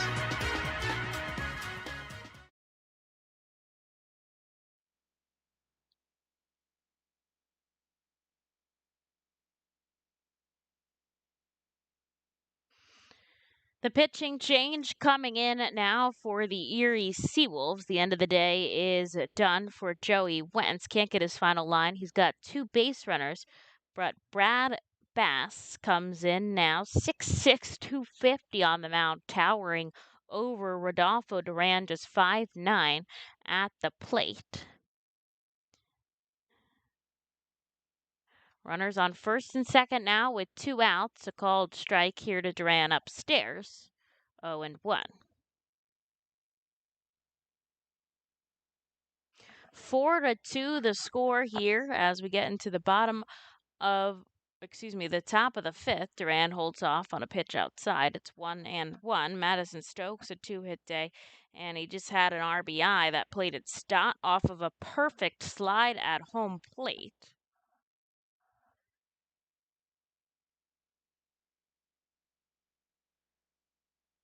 This one hits the elbow of Duran, but he didn't get out of the way, so he'll carry on. 1 ball, 2 strikes. He's got 2 runners on, but there are 2 outs. Would be a good spot to do some damage here for the Fightin' Phils. 1 for 2 now with runners in scoring position. Leaning over is Bass, and he'll call time. 2 outs and runners in scoring position. We'll see what Rodolfo Duran is batting, if I can find it here in my notes. 222, but he is called out on strikes, and that'll do it here in the top of the 5th. But the Fightins take a 4-2 lead as we head into the bottom half. We'll see if Hendrickson comes out for another inning of work. Nursing home neglect is a serious problem. If you or a loved one has suffered from bed sores obtained in a nursing home or a fall down in a nursing home resulting in a fracture, our friends at Swartz Culleton can help. Call the attorneys at Swartz Culleton for a free consultation. Their phone number is 1-800-JUSTICE. That's 1-800-587-8423. Once again, call 1-800-JUSTICE today. Swartz Culleton is a proud sponsor of the Reading Fightin' Phils. The Reading Fightin' Phils are proud to partner with Humane Pennsylvania throughout the 2021 season. Humane Pennsylvania is the region's premier leader in animal welfare and empowers the people in our communities to increase their capacity to care for animals so that all animals are safe, healthy, and treated humanely. Humane Pennsylvania is proud to be a Fiesta Friday and Bark in the Park sponsor. Learn more about Humane Pennsylvania and how you can help build the best community anywhere to be an animal by visiting humanepa.org. To enjoy a perfectly crafted 1893 from the makers of Pepsi Cola, you must first appreciate its carefully selected ingredients. A dash of cola nut extract, a hint of real sugar, a splash of sparkling water, and a generous amount of attractive spokesperson. Trust me, I'm gorgeous. Cheers to 1893 boldly blended colas, a delicious balancing act of premium ingredients from the makers of Pepsi Cola.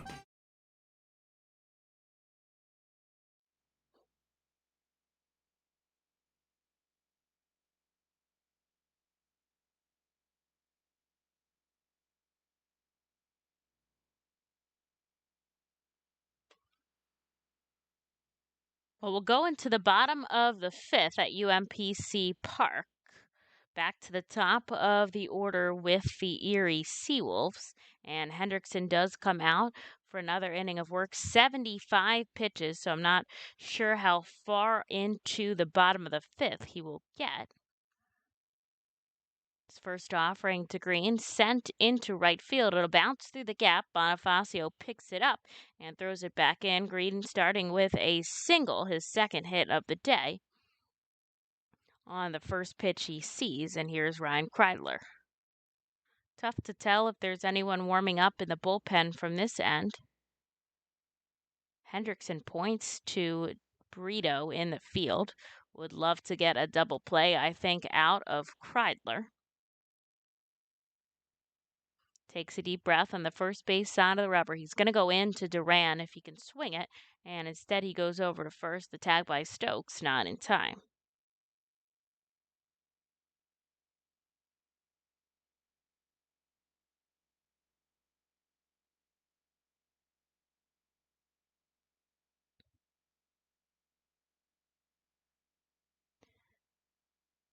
This one sent high in the sky by Kreidler, coming back. Gamboa in center field. He'll make the catch and hustle the throw in. Tagging is Green, and man, he makes it in safely. Impressive. I know it was deep in the hole at center, but usually guys don't tag on a pitch on a ball like that. Pretty impressive there, and a good throw in from Gamboa, but just not in time. There'll be a runner in scoring position with it out. Spencer Torkelson's turn at the plate. Walked and scored a run so far in this contest, but hasn't really been the prospect we've been hearing about against Hendrickson. The lefty kicks and fires, and it's outside. Heading through the rest of the affiliates, Clearwater was rained out, I'm told by my friends down there. It is pouring that part of Florida, so they'll have a doubleheader tomorrow. Or they'll have a game tomorrow, and the doubleheader will be on Thursday, because tomorrow they have a 12 p.m. game. And then Jersey Shore is down 3-1 against Hudson Valley. They're in the top of the eighth. Hendrickson comes home to Torkelson. This one fouled off. Stokes coming back, but it's going to be in the stands. And it's 1 ball, 1 strike. Iron Pigs down by 3 in the bottom of the 6th. And Detroit and Cleveland got rained out today, so they'll be playing a doubleheader tomorrow. So no updates on the Erie Big League Club. But the Phillies still lead over the Marlins.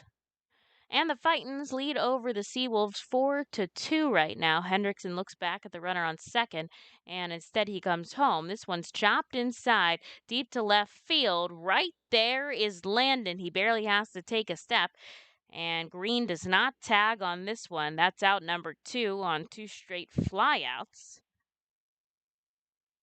which is a little bit different contact than we usually see from Hendrickson. A K guy, a big ground ball guy. Not a ton in the air. Usually they're popped up and they stay in the infield.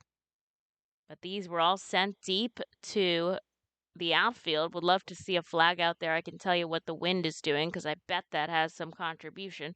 The 80th pitch now coming in from Hendrickson with 2 outs to Dylan Dingler. And it's outside. Nice frame there by Duran, but he doesn't get the call. Would love to see Hendrickson come in for another inning of work, though. I haven't seen anybody over 88 pitches for the Fightins.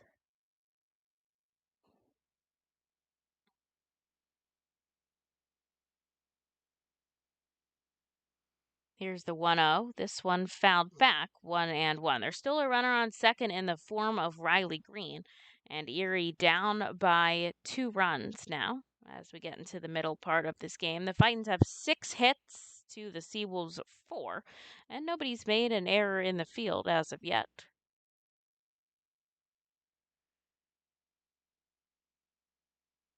Looks dry in Erie as of now, and the 1-1 coming in from Hendrickson. Misses on the outside corner, 2-1.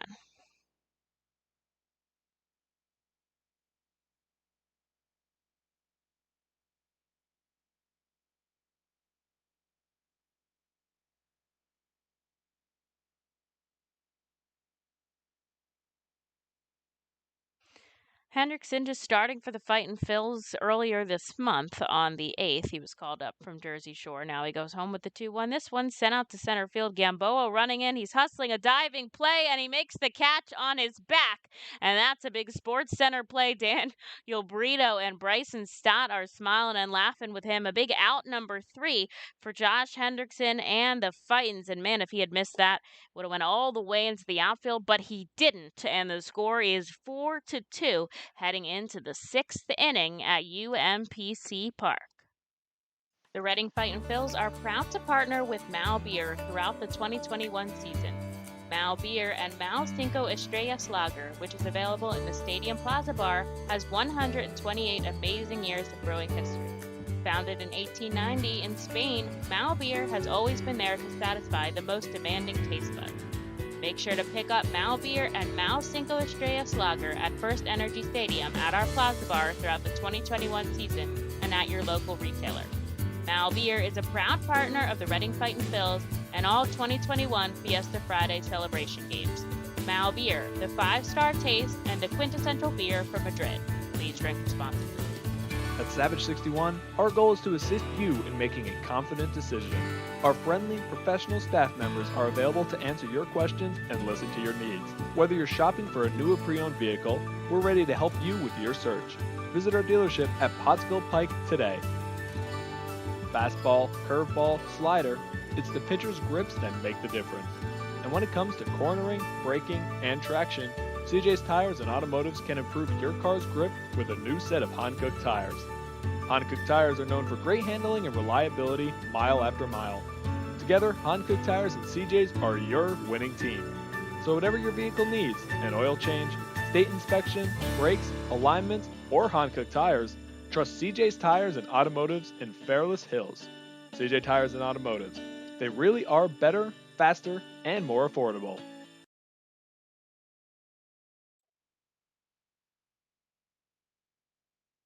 I think I see some drizzling coming down from the camera here at the ballpark. When I get a closer shot of the fans, I'll be able to tell you guys better what's going on in Erie, Pennsylvania.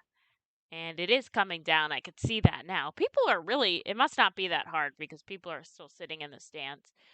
But on the camera, I could see a nice clear shot.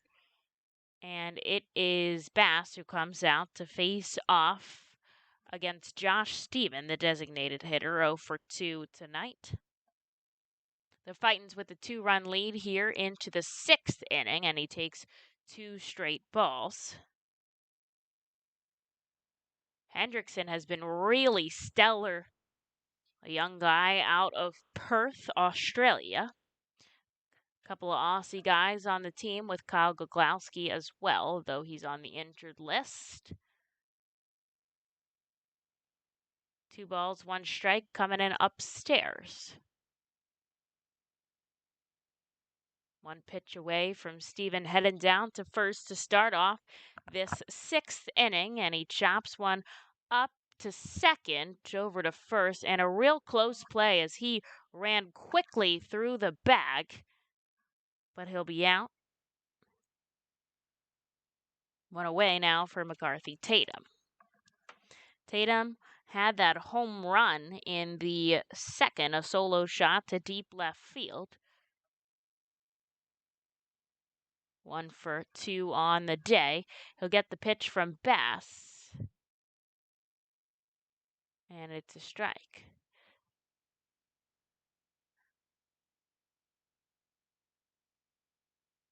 This one misses a little bit low. 1 ball, 1 strike.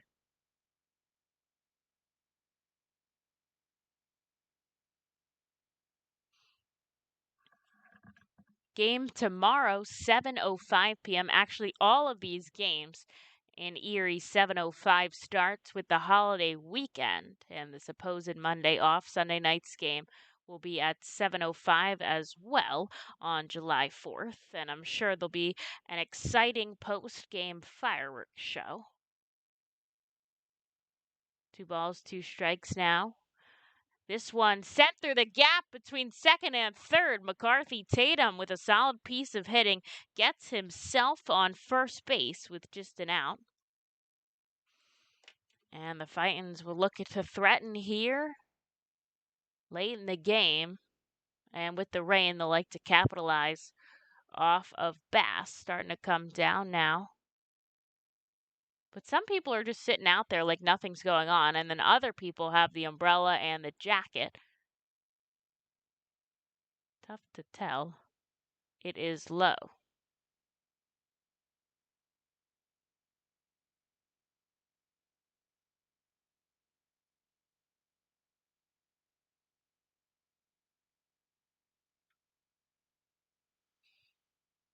Sliced by Landon. Is it going to drop in fair territory? And it does up the first base line. It bounces to the wall. Carpenter fields it and throws it in.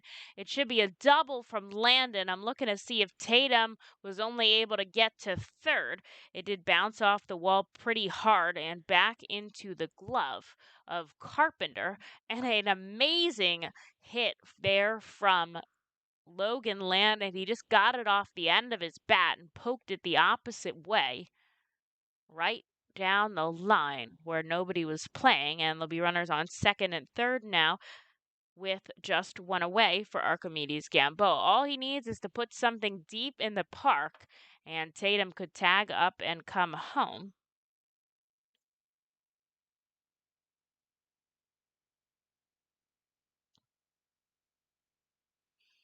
But he'll take a first pitch strike.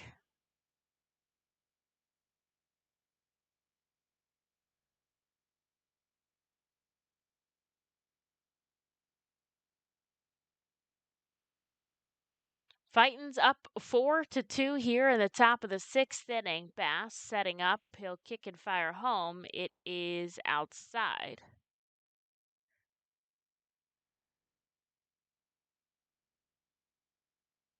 Wonder how far the roof extends down. Wonder if that's maybe makes a difference in the stands. Try to see if I get a better angle.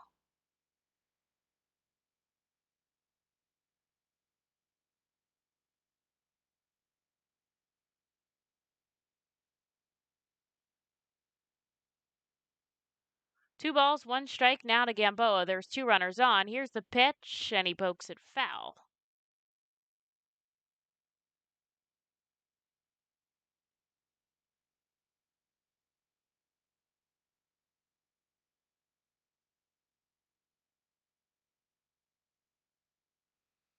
Two balls, 2 strikes here. The Fightin's looking to make something happen with a runner on. This one out to left field. Don't think it's going to be enough for Tatum.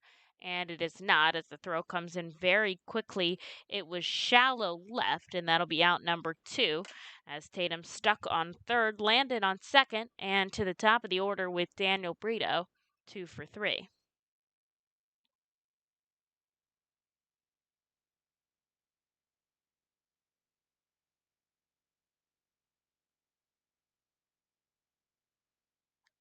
And I'm told by our video operator, Tom, that it is light rain, but starting to get heavier in Erie, Pennsylvania. So I got some insight at the ballpark Brito swings on the first pitch he sees, his hands tied up inside, and the best he could do, it's foul. He's inching up towards 300 as well with a 291 average. Solid on base hits so far, but he swings outside. No balls, 2 strikes. There's 2 runners on here and 2 outs for the Fightins. And they would love to add some insurance runs after dropping 2 straight to Binghamton. They split that series 3-3 against the Mets affiliate, and Gamboa sends it foul to stay alive. Odubel Herrera doubled to score Brad Miller in the bottom of the 7th. The Phillies lead 3-0 over the Marlins. And if you get that update on your phone from the MLB app like me, you've just read the same thing. 0-2 here to Daniel Brito. The righty on lefty matchup. He picks up at 1 upstairs. It's going to drop foul and outside the field of play. The umbrella's starting to come out.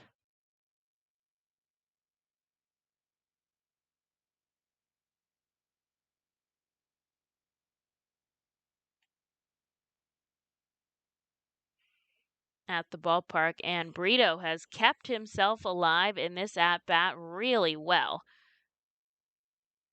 6 pitches so far. He's fouled off 5 of them, and you can make that 6 of 7 now.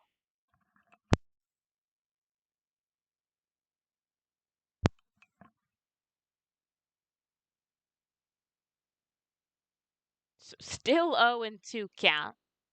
Setting up Bass. 2 runners on, 2 outs. Here's the pitch inside. He sends it deep to right field if it stays fair, but it ropes just foul into the Fightin's bullpen up the first baseline. He's trying to dry off the barrel of his bat now. He's actually puts it between his legs and rubs it up and down his pants.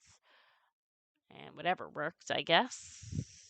Hopefully he's got a good grip off the bat with the pine tar that they're allowed to use down on the handle and his batting gloves.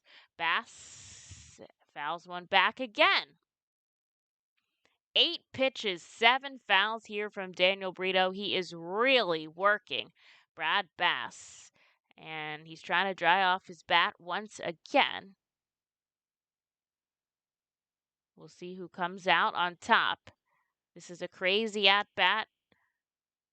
The righty to the lefty, and you're kidding me, fouled off again. Pitch number 9, foul number 8. Who is going to win this competition? 2 runners on here for the Fightins, and 2 outs. They're ahead by 2 runs, but are looking to tack some more on, and their most consistent hitter at the plate right now, Daniel Brito.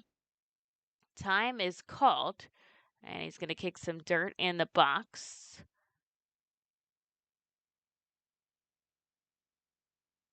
Now, technically, this is an official complete game as we made it through 5. Here's the 0-2. He chases on 1 and fouls it as he gets a piece of it inside. Pitch number 10, foul number 9. And these have been all across the part of the plate. The only thing that Bass has not thrown him is something down and away. And I would not be surprised if he tried to get him to chase on one there. 0-2. Here's the pitch, and he swings and a miss on a high fastball upstairs. Brito tosses his bat after that eclectic matchup. Strikes out, swinging to end the top of the 6th. The Fightin' Strand 2 on. And we'll see what happens with the rain and the starter as we head into the bottom half.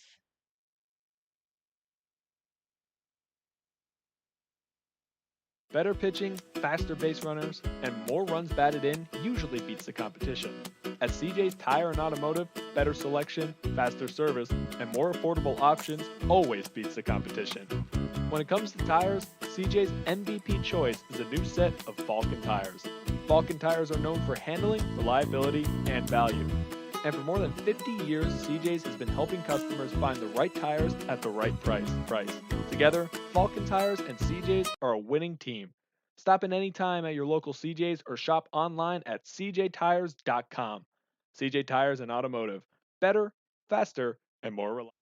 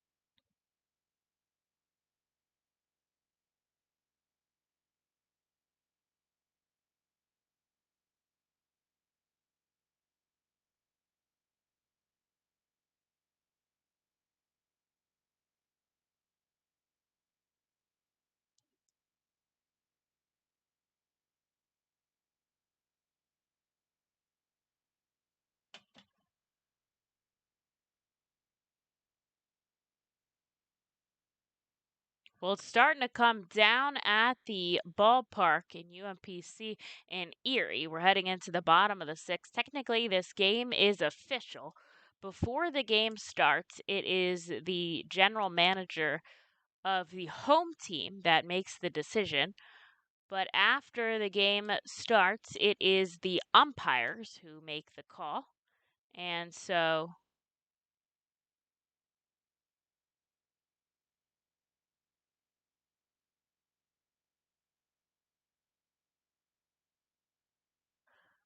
we will get into the bottom of the sixth inning. Andre Lipsius will lead off, and Josh Hendrickson's day is done as Tyler Carr comes out on the mound and takes the ball here in relief. A great start there from Hendrickson.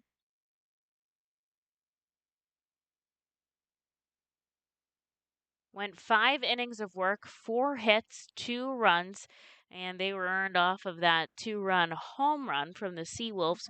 4 walks and a start high of 5 strikeouts on 83 pitches for the starter. Tyler Carr will face off against Lipsius. He's got him in a 2-2 count now, and he'll go in the rain. Here's the offering outside. It was a nice slider, but it just got away from him. Full count. Tough to handle the ball, I imagine, with your grip here in all of this rain. The payoff pitch. He gets him to chase downstairs. It is fair. Stokes over to Carr that covers first, and that was a big out pickup. And I gotta say that pitcher's fielding practice that they do really paid off there for Carr. Stokes had to field that in foul territory behind the bag, so it crossed the bag fair and then went foul. Carr was hustling over to first, and that was a big out pickup for the team for Kerry Carpenter now.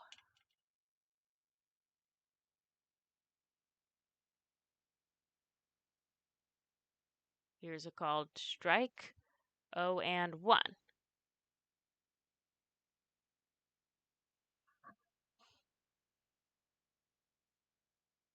This one too far downstairs, 1-1. Tyler Carr working quickly here, just wants to put his team back up to bat as the rain is starting to really fall here. Here's the 1-1. And it's a ground ball to Madison Stokes. He bobbles it, but he is going to field it unassisted. And a big out number 2 here for the Fightins in the bottom of the sixth. They lead by 2 runs. And it'll be Brady Policelli who comes up, a strikeout and a walk. He also stole a base for the team. I will say these uniforms for Erie pretty crisp. They're that Erie purple, matches the UMPC colors, and the home white pants.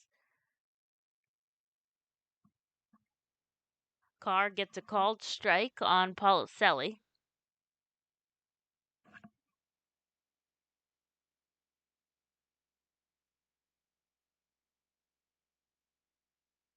Started the season with Toledo, but then hit the injured list in early June. Once he came back mid-June, he was sent down to work with Erie as a catcher, but kind of falls almost into the backup catcher role with Dylan Dingler, so it's a good thing they've got the DH. That's where he's playing tonight. So he's played in, see how many games for the Double-A team. 6 games, so he's got a 364 average. This one grounded to short. Stott across the diamond, and it'll be a 1-2-3 inning for Carr in relief. Huge, and the Fightins are up by 2 going into the 7th. The Reading Fightin' Phils are proud to partner with the Berks County Mental Health Developmental Disabilities Program. Together, we are striking out the stigma in order to raise community awareness about mental illness and the prevention of suicide. With 3 simple words, are you okay? The hope is to begin a conversation to show Berks County that we care. Suicide affects and hurts everyone, but help is here, and we'll work together to raise awareness about suicide and identify what we can do as a community to prevent it. People in need of assistance and support should call Crisis Intervention at 610-236-0530. That's 610-236-0530. The Fightin' Phils know who to call for trash and recycling services. A proven winner, JP Mascaro and Sons. The industry leader for over 50 years. Trust the familiar Mascaro Blue Elephant to provide dependable, quality service for your home or business. That's JP Mascaro and Sons, one of the top companies in its industry. Trash and recycling services for home, business, and industry. We are hiring and have open positions in Berks County. Check our website for open positions at jpmascaro.com or call 1-888-MASCARO. JP Mascaro and Sons, ready to serve you.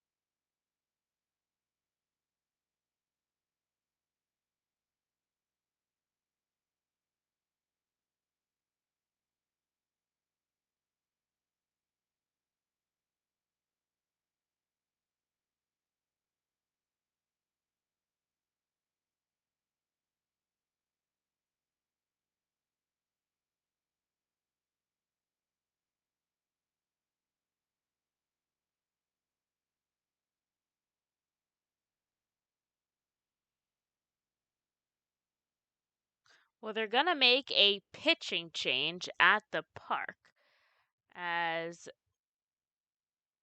Bass hands over the ball. And we're going to get started here in the top of the 7th. It is pouring at the park. Bryson Stott leads us off. He swings at a pitch inside, which have really been tying him up as of late. He's 0-1.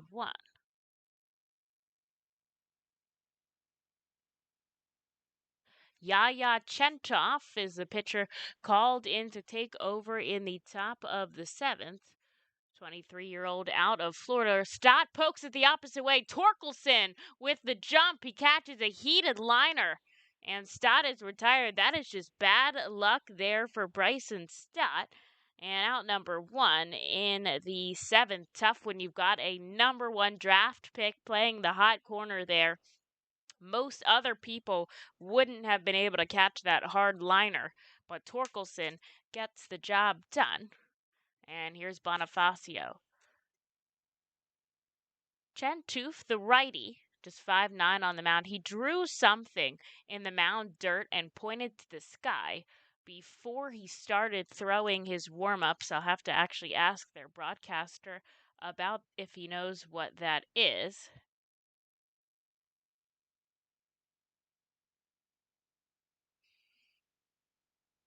Sends a ball to Bonifacio. This one a strike, and it's 1-1.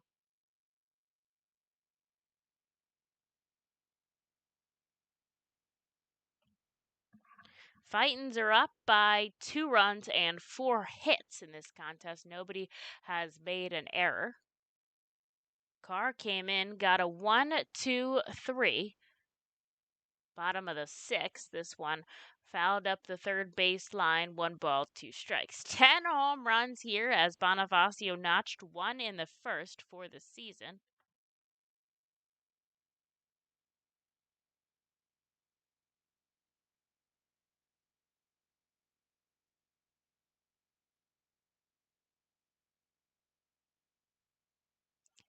Bonifacio ropes this one over the left field line. The bullpen has to pick up their chairs because it is fair. And he's on with a stand-up double here in the 7th with just 1 out. Man, that flew up the left field line, and they've got the bullpen chairs back up against the left field wall because the bullpens are just like they are in FirstEnergy Stadium where they're up the right and left field line. But we have our chairs up to the side. They have their chairs back on the wall. And so they all had to stand up, pull up their chairs, and get out of the way, not interfere with the ball that's technically in play. And it was thrown back in by Woodrow. But a stand-up double for Bonifacio. He's in scoring position now for Madison Stokes. 2 for 3. Stokes chases one downstairs. It's 0-1.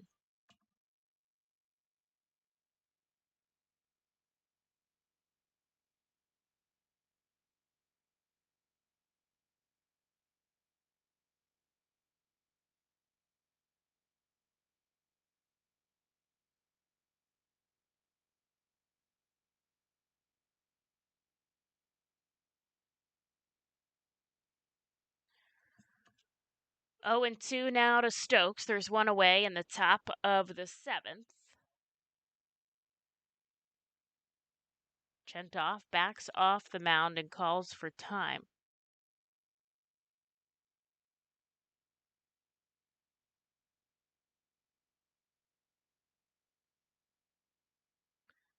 Here's the offering. Stokes pokes it the other way. It's going to go into the stands, out of the field of play. A very light rain, I'm told now, as it's lessening in Erie, Pennsylvania. Do see a couple of Phillies fans in the crowd.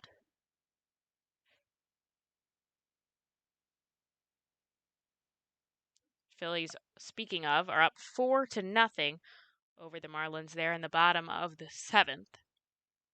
Stokes chops one up the first base line, but it rolls foul. Bonifacio already at third, has to go back. Everyone does. This is getting like that burrito at bat. 5 pitches right now and a whole lot of fouls from Stokes.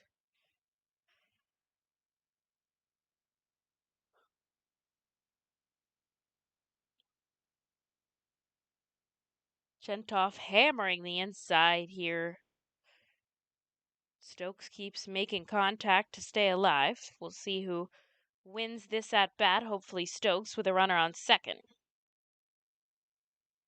Chentoff looks back. He comes home. Stokes sends this one right to Green. It's going to drop to his right, bouncing to the wall. Bonifacio most certainly scoring here, and he does. The Fightin's up 5-2 now as a stand-up double from Madison Stokes. A 3-hit day, back-to-back doubles from Bonifacio, and Stokes will make this game 5-2 here in the later half. And a big pickup there from Stokes, his second RBI of the day. And just poked it to the right of Riley Green, who wasn't able to get over in time. Here's Rodolfo Duran. Duran just 5'9", and he squats a lot in the box. I can't imagine he's standing more than 5'6" with the way he's barreling down on it. Kind of like coiling himself, I almost feel like, so that he's ready to, explode with all of his power into the pitch. And it's worked for him so far. He had a home run since coming back just a week and a half ago. And he chases at a pitch in the dirt. 1-2.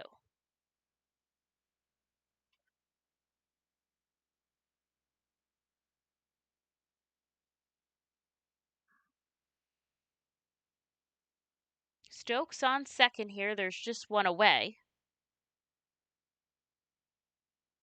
And this time Duran Does he make contact with it? He does, so it's still 1 ball, 2 strikes.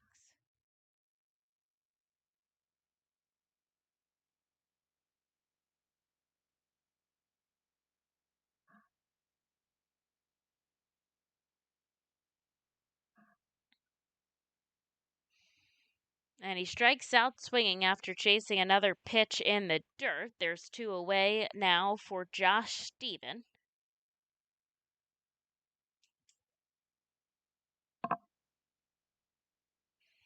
Stokes remaining on second. The Fightin's up by 3 here in the top of the 7th. I imagine Tyler Carr coming out for the bottom half, although I can't see the bullpen from here.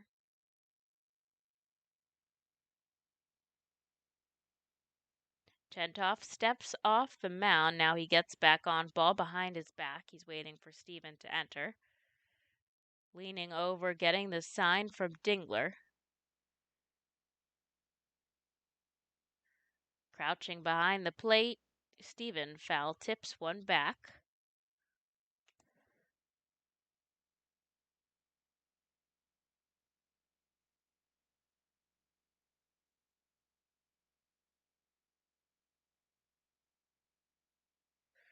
Two outs here in the top of the 7th. The Fightin's reaching double-digit hits with 10.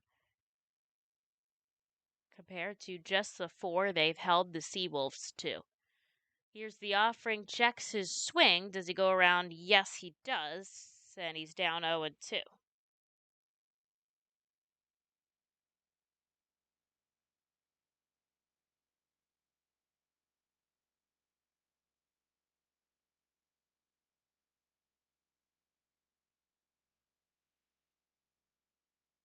This time he takes a ball. Down low in the dirt. A nice block by Dingler. Otherwise, Stokes is going over to third.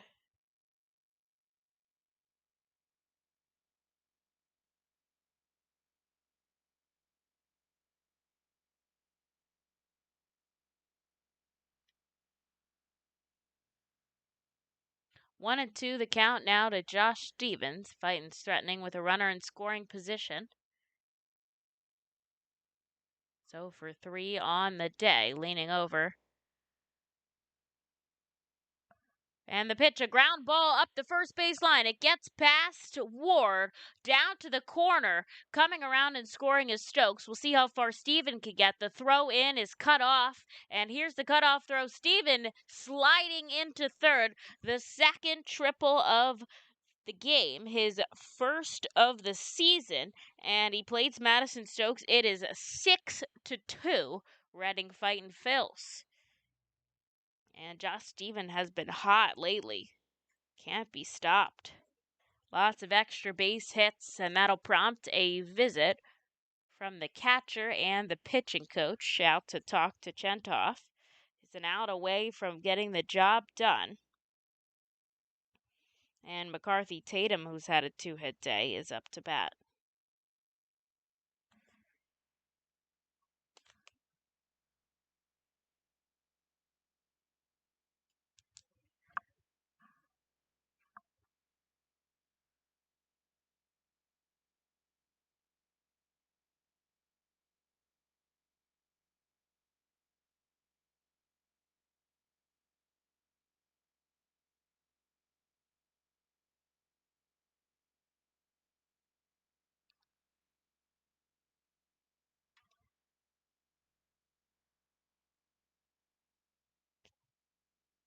Chentoff steps all the way off the mound sometimes, and he'll take a big, deep breath. The Fightin's up by 4 runs here, 2 of them scoring in this inning.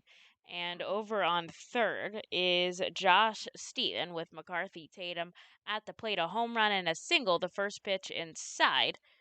And it's 1-0. The rain is coming harder down now in Erie, Pennsylvania, which can be tough for Chentoff. And a good thing the Fightins are getting some extra runs here because it'll be tough for the pitcher that comes out for them as well. Check swing there by Tatum, but he doesn't go around, even though they check down to first, and it's 2-0.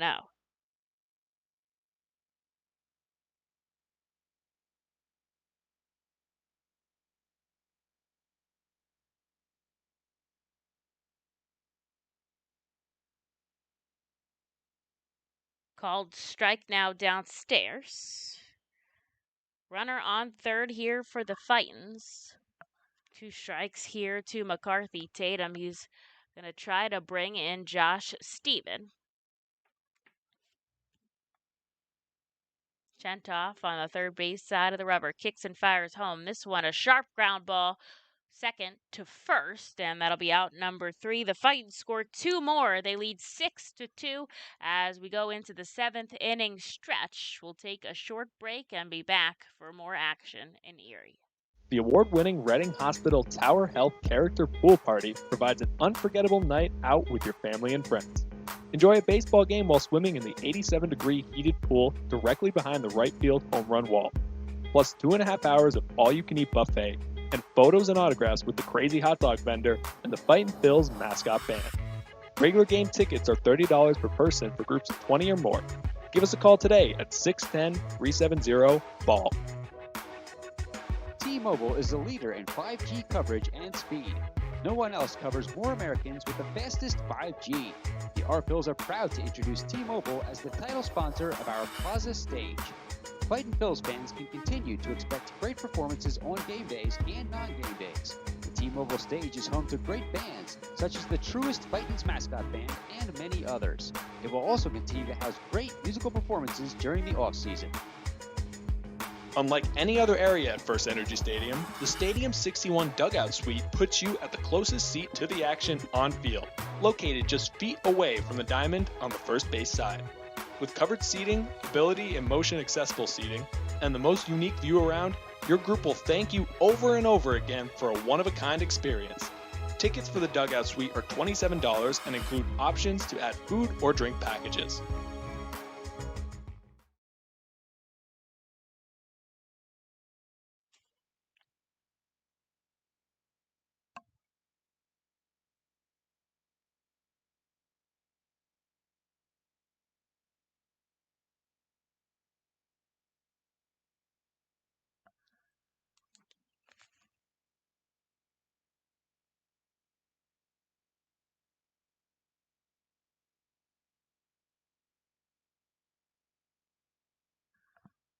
So Tyler Carr does come out for another inning of work, and he is going to face off against Drew Ward to start things off.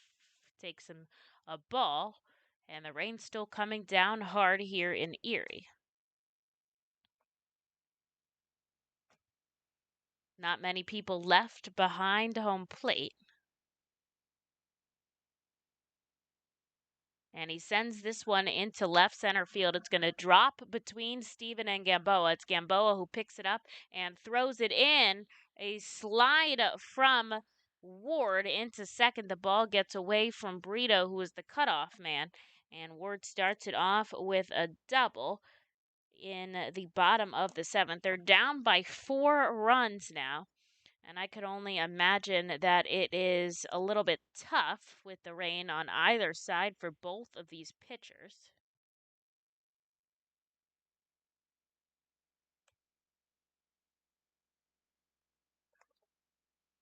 So we'll be at the number 9 hitter now with Danny Woodrow.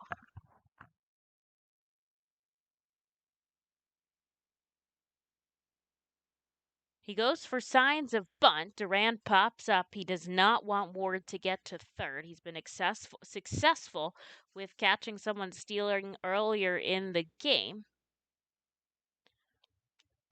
1 ball, no strikes from Carr. He sat them down 1, 2, 3 in the bottom of the 6th. Obviously, that won't happen here, but he gets a called strike. 1 ball, 1 strike. He could have raced the runner on the base path tough without the forced double play. But you never know.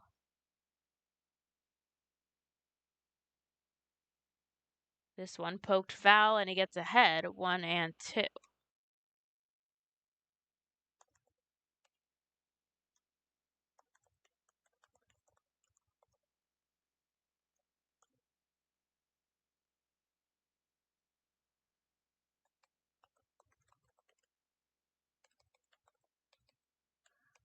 This one a slow roller to Stott. He hangs on to it so that the runner can advance, and that is solid baseball expertise is that he gets the runner at first, so he gets the out, but he does not let Ward advance. So Ward is stuck on second, which is a big difference, and we're back to the top of the order with Riley Green, who's 2 for 3. Now, a single would have scored Ward from third, but not necessarily from second, depending on where the ball is placed. And Erie down by 4 as we're getting into the back half of this game.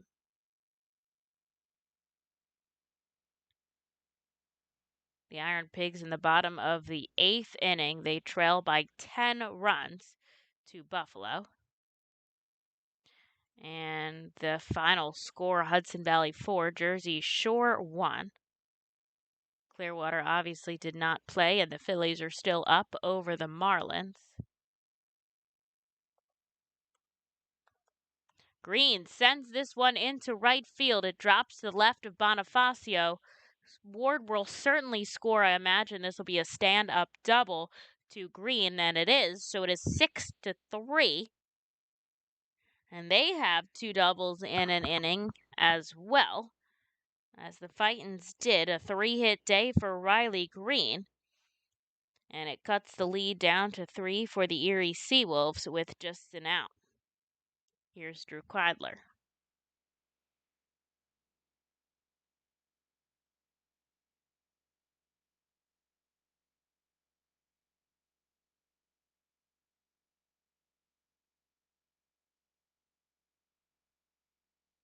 The first offering up, the throw. They're trying to catch Green off of second. It was a little bit high there from Duran behind the plate. I think he would have been back in time even if it was a perfect throw.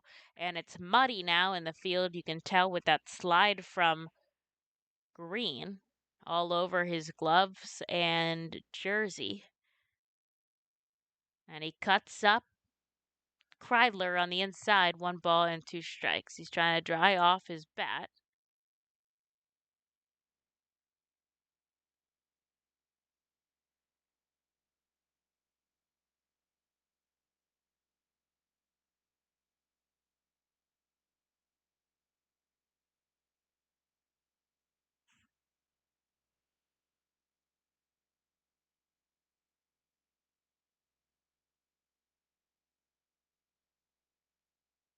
Three balls and a strike here to Ryan Kreidler. Not want to put another on, although that would set up the Fightins for the double play if there was someone on first. And he just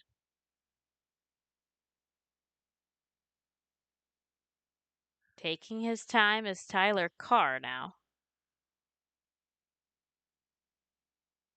And the game moving slower now with all of this rain. We are in the bottom of the 7th inning. The Fightins have a 3-1 lead. Here's the pitch, a swinging strike, and the count is full now to Ryan Kreidler.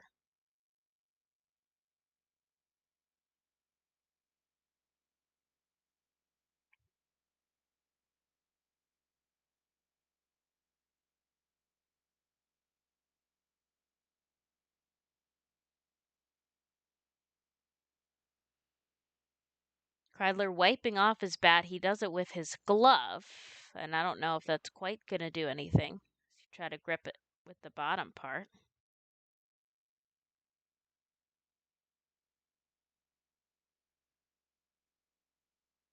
And he slices it foul, so we'll do it again with a full count.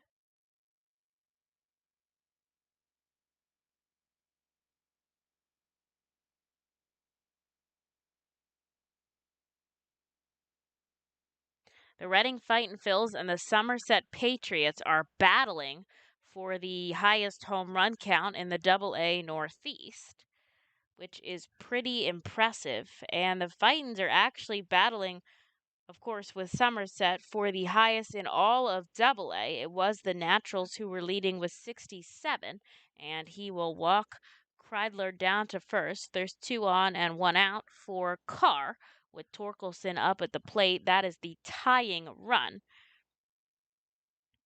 The Rocket City Trash Pandas, however, lead the Double-A with 71 homers. And now Brad Bergeson is going to come out. Triple-A, Omaha Storm Chasers with 93 home runs. I'm really invested in this. So we'll keep an eye on that as, Fightins are crushing the ball left and right. They have 2 home runs in the game with, of course, Tatum and Bonifacio. And a bunch of extra base hits as well. 5 extra base hits on the game. If I did that right, no, 6. 3 doubles and a triple. And of course, 4 doubles. 7. 4 doubles, a triple, and 2 home runs, which is pretty impressive. And so Torkelson now represents the tying run.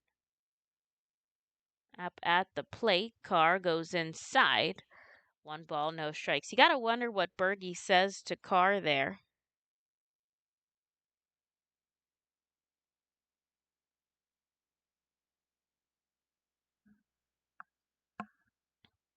And he gets him inside. 1 ball, 1 strike.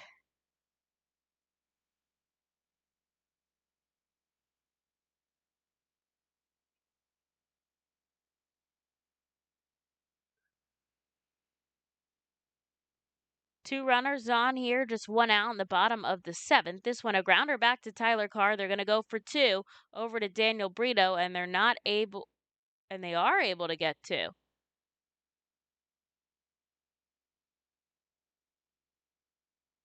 And Erie is confused. I can't believe that happened. Torkelson didn't run out of the box, and I don't think that was caught. Let me go back in the stats because that didn't seem... No, he didn't catch it. So Torkelson just didn't run down to first. And it looks like he broke his bat, so maybe that had gotten in the way. But it was a slow roller to Carr. Carr went to second. Brito went to first. And Brito took his time. Like, he stepped over. And it just looked like Carr didn't even run. Carr made the best of that play because Torkelson, for some reason that I couldn't see, didn't get down to first. And so and the Fightins get lucky here as they get out of the bottom of the 7th inning with just allowing 1 run. It is 6-3 as we head into the 8th. You can add a delicious all-you-can-eat buffet to any Reading Fightin' Phil's game ticket for only $18. No need to visit the concession stands. You can add a 2.5-hour all-you-can-eat buffet to any ticket. The selection includes barbecue chicken, barbecue sandwiches, cheeseburgers, hamburgers, hot dogs, mac and cheese, corn, pasta salad, baked beans, potato salad, chips, fruit, cookies, and Pepsi products. Call the Fightins at 610-370-BALL, order online at Fightins.com, or visit the Weidenhammer ticket office at FirstEnergy Stadium. Savage Auto Groups is a proud sponsor of the Reading Fightin' Phils. Our large inventory and wide selection of models, along with competitive pricing, allow us to make great deals on many vehicle makes and models. Visit Savage 61, Kia, and L&B in Berks County for all your automotive needs. Established in 1928, the Manor Golf Club is one of the oldest public courses in eastern Pennsylvania. Located conveniently between Philadelphia, Lancaster, and Allentown in Sinking Spring, the Manor Golf Club offers a true test of golf on a traditional championship-style golf course where shot making takes precedence over length. Visit themanorgolfclub.com for more information.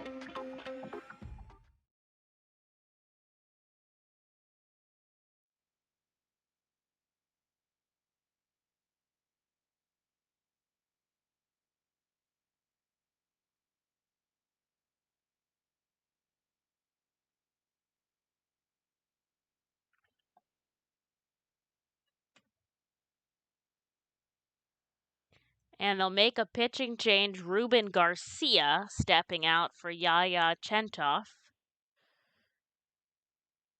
after just 1 inning of work. And Garcia bends all the way down, and he sets up like he's a batter. A quick kick and right down the middle, 94. A swinging strike out of Landon, who's leading it off in this half inning. Still raining at the ballpark. Man, he looks like he's about to bat. And he gets high velo because he's in motion the entire time. This one outside, it's a ball. Fightin's up by 3, a big way to get out of the bottom of the 7th, capitalizing on kind of a interesting play by the SeaWolves. Outside again to Landon. Of course, with Erie being the home team, they will get to bat last.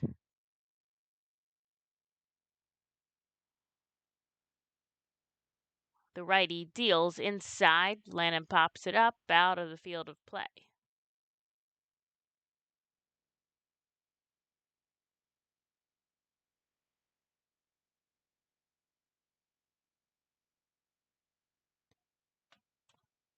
Two balls, 2 strikes.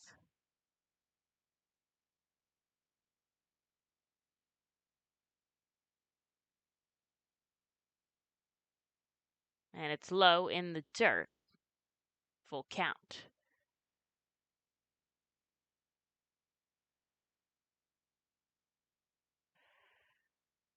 So when Garcia steps onto the rubber, he's a righty, so he's got his right foot on the rubber. He keeps his left leg back, kind of like an open stance. His glove is up very high, and it gets Landon here on a 95-mile-an-hour fastball upstairs. He strikes out swinging. There's one away in the top of the 8th. And he keeps his glove away from his body and almost even with his head maybe a little bit above it as Archimedes Gamboa steps up. 0 for 3 on the day. And he's leaning down. His right arm is swinging while his glove is at his waist. He'll set up. And he kicks and fires. It's a called strike.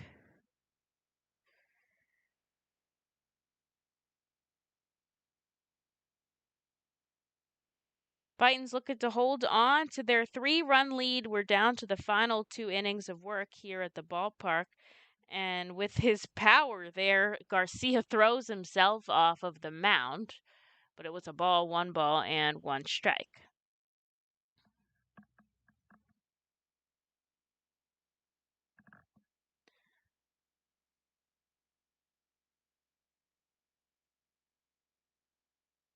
Here's the pitch right down the middle. Gamboa late to it, and it's 1-2. Chentoff, 1 inning of work, 3 hits, 2 runs, and he recorded 1 strikeout. But it put the Fightins in a better position on just 23 pitches.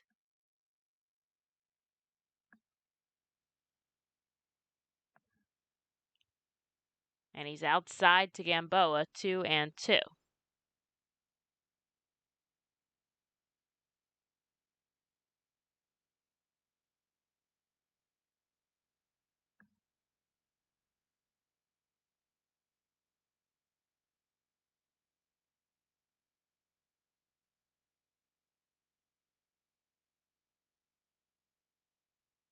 And he gets Gamboa down on strikes. He hits 96 upstairs again.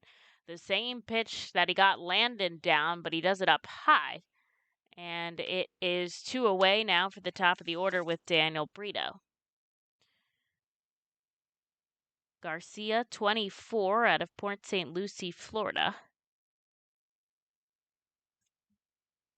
Solid righty. Adjusts his cap. Starting to get wet. I can tell these jerseys starting to stick to the players. But he leans over and he'll face against Brito. First offering upstairs. 1-0.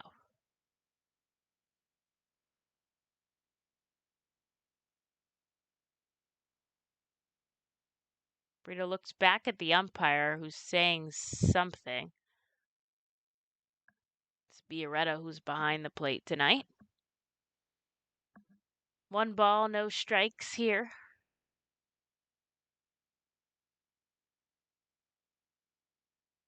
And it's down low, 2-0. Brito a 2-hit day, 2 for 4 though, with a strikeout. after that 10-pitch at-bat where he fouled off 9 balls. And this game got off to a 30-minute delay, so we are just under the 3-hour mark, about 2:45 right now. Brito fouls one back. It's 2 balls, 1 strike.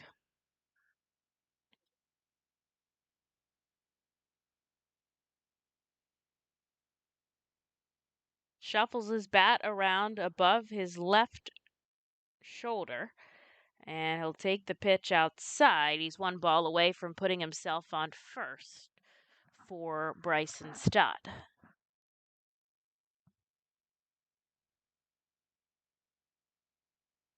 Stott has yet to have a hit today, although he has walked, made it to second on a wild pitch, and scored. Daniel Brito takes one upstairs. He's not fooled, as Landon and Gamboa Landon and Gamboa were by high fastballs, and so he'll walk down to first. There'll be a runner on with 2 outs for Bryson Stott.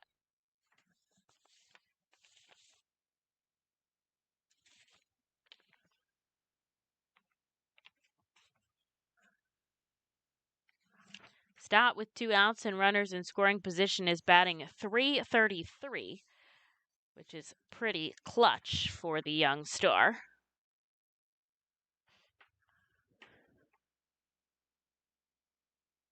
And it's in the dirt. It gets away. Brito for sure at second, and it knocks Stott over to his knees. But Daniel Brito over on second by a wild pitch. And there's a runner in scoring position now for Bryson Stott, who just has a ball.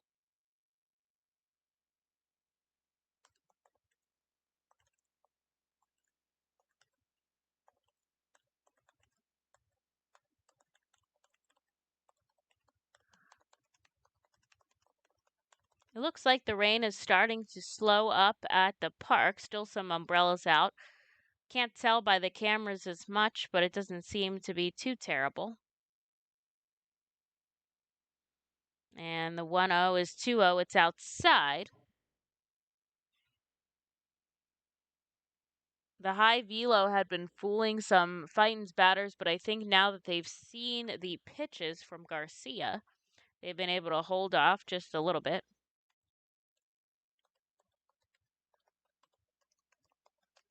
This one upstairs, Brito caught off second, but the ball bounces away from Kreidler, and he is safe on second. And Bryson Stott with a 3-0 count now, as Garcia hasn't really been able to get anywhere near the zone. He'll step off the mound, try to dry off his hands on his pants, and now he'll step back on the first base side of the rubber. He has an open stance, as we talked about, but he also has a wide stance. And he looks back at Brito. Now he comes home to Stott. This one is a called strike on the bottom part of the zone.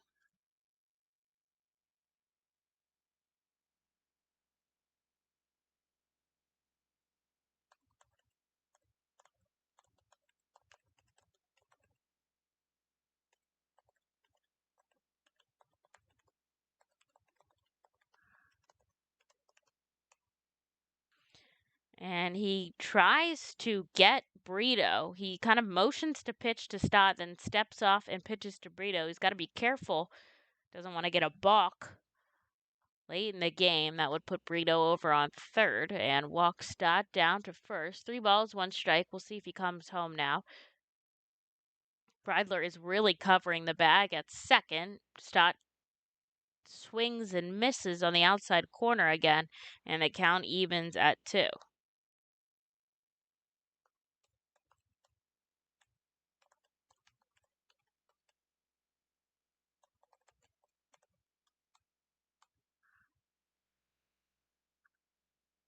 Garcia working his way back into this at-bat. We'll see how it pans out with 2 outs. Here's the payoff pitch, and Stott strikes out. He flips his bat in frustration as he slams his helmet down. That is out number 3. And stranded on second will be Daniel Brito, but the Fightin's still up by 3 as we head into the bottom of the 8th inning. Shots Electric has been in business 45 years. Tompkins Vist Bank does everything for us, from our banking to our insurance. They provided us new ideas and solutions. For example, remote deposit. It's very convenient because it's 24/7. I'm confident Tompkins Vist will be with us in the future. Tompkins Vist Bank and Tompkins Insurance. Service, stability, strength. Member FDIC Equal Housing Lender. Tompkins Insurance products are not FDIC insured and are not bank guaranteed. The Fightins feature special pregame happy hours every Monday through Thursday at the Yingling Hometown Tap Room. Tompkins Vist Bank Plaza opens at least 2 hours before game time for all happy hours. In addition to $1 off Rusty Rail Brewing thanks to Windsor Distributing, all happy hours feature live music on the T-Mobile stage. That's happy hour every Monday through Thursday home games thanks to Rusty Rail Brewing and Windsor Distributing. The Reading Fightin' Phil's birthday party package is the best way to celebrate a birthday. Whether you are a youngster or an adult, there is no better birthday than a Fightin's birthday.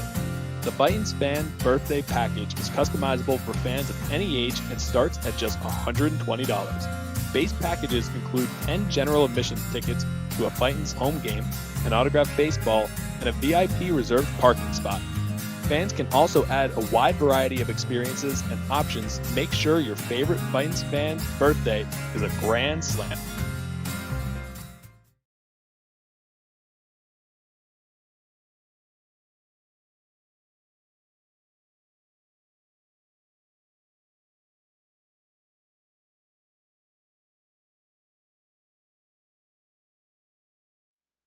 Well, we will have a pitching change as it looks like Brian Marconi is going to come out to finish this one off. We'll see if he gets both the 8th and the 9th. I would imagine that he does with a couple saves to his name, but we'll have to see how he does here to get out of the 8th inning. He's going to face the heart of the order with Dylan Dingler, Andre Lipsius, and Kerry Carpenter. And Carr's day is done after a successful relief outing. Throws 2 innings, 2 hits, 1 run on a total of 31 pitches and keeps the hold for the Fightins as they retain their lead. They're up by 3 here in the 8th. Marconi missing his spots down low, 2-0 now.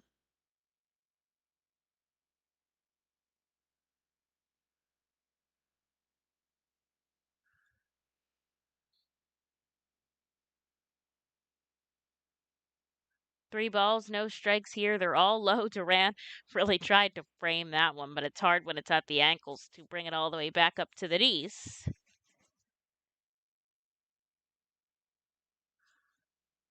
Marconi standing tall on the mound. Has kind of an angle, and then when he kicks and fires, now he gets a called strike downstairs. 3-1.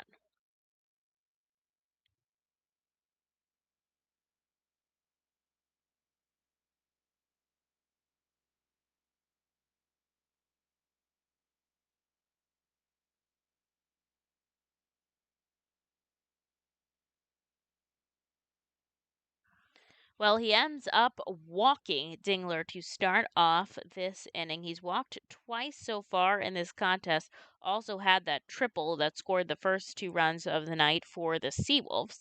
And here's Andre Lipsius, who's 0 for 3 today. So is Kerry Carpenter as well. So I don't know if that means they're due for a hit or they're having an off day and Marconi can capitalize. But he's got a runner on first here to start off the 8th. And he sends in a called strike. He slows it down with a changeup, 75, and it fools Lipsius. The Marlins are battling back in the top of the 9th. They've got the Phillies, or they're trying to catch the Phillies, who still lead by a run. It's downstairs. Duran fires. Do they get out?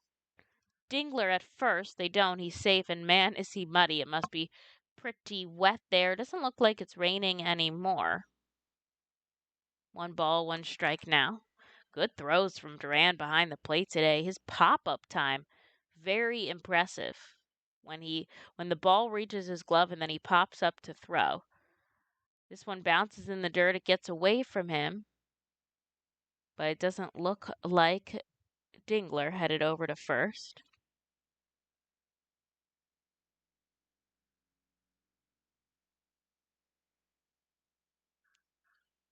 Looks like we're going to be able to get the end of this game in. We've got an inning and a half to go.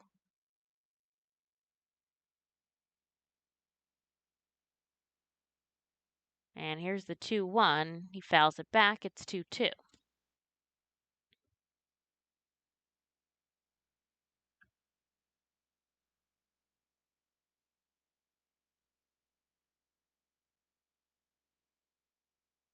In Marconi's last outing of work against the Rumble Ponies, 2 innings of work, just 2 hits, no runs, and he struck out 2. Very solid against Binghamton, no earned runs, and he got out of a jam. Notched his 3rd save of the season, but he allows a base hit here to Lipsius, and that'll drive Dingler over to second. So he's in a little bit of a jam now with 2 runners on and nobody out for Kerry Carpenter.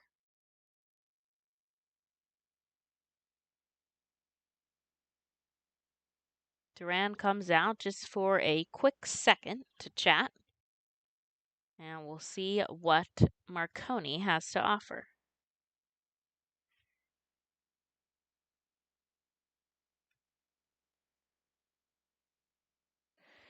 A called strike into Carpenter, so whatever he said, Marconi able to figure it out.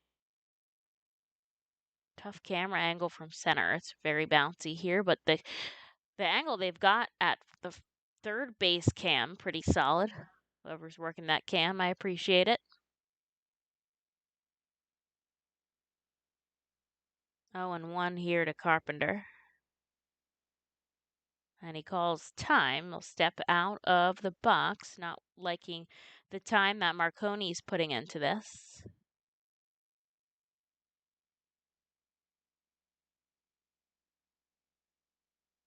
Marconi looks back at the runner on second. Now he comes home. It's in the dirt. Duran grabs the ball. 1-1.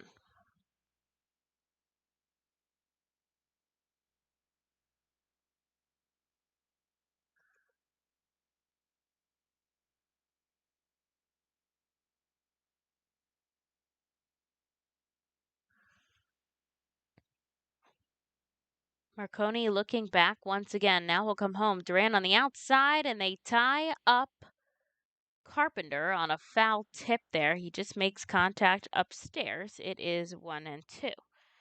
Marconi's still looking for his first out here in the bottom of the 8th inning. The Fightin's trying to hang on to this lead, much as the Phillies are as well. Late in the game, although they're in the 9th, we are in the 8th, and the Phillies bat last. They are home. Fightin's away at Erie. They will bat last. And Carpenter goes down on strike, so Marconi gets his first out here in the bottom of the 8th. He does have 3 runs to work with here. It is a save situation if he can get through this inning and the next.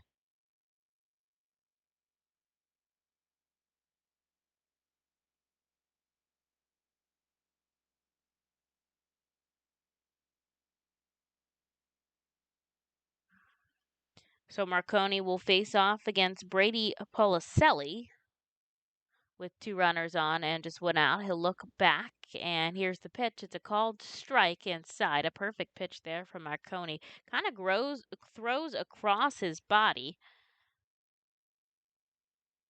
And so it looks almost like it'll hit the outside part of the plate, but where he releases it allows him to push it over inside. Reading 6 runs on 11 hits. Erie 3 runs on 7 hits. And he gets another called strike to Policelli. He's down 0-2 now with an out.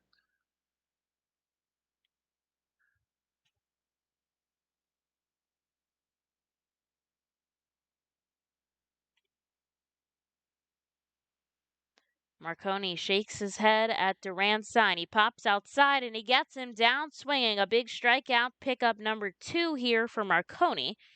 And he's got 2 outs now with 2 runners on for Drew Ward. And I like his control here and how well he stayed calm. He starts off with a walk and then a hit with nobody out. And he took a deep breath, and he's getting the job done with 2 strikeouts. He'll face off against Ward, who's 1 for 3.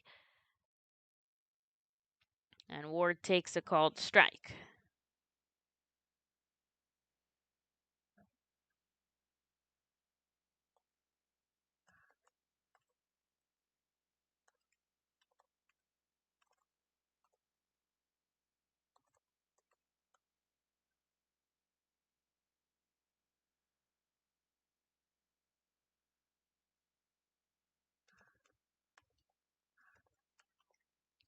Two on, two outs now for Marconi. He's tied for the highest saves now that I think he actually has the most saves now that Hernandez, who had 4, was called up to AAA. So his 3 are the most on the season for a Fightin's pitcher, which is pretty impressive because he was only called up to AA halfway through the season. This one comes way inside to Ward, and it's 1 ball, 1 strike.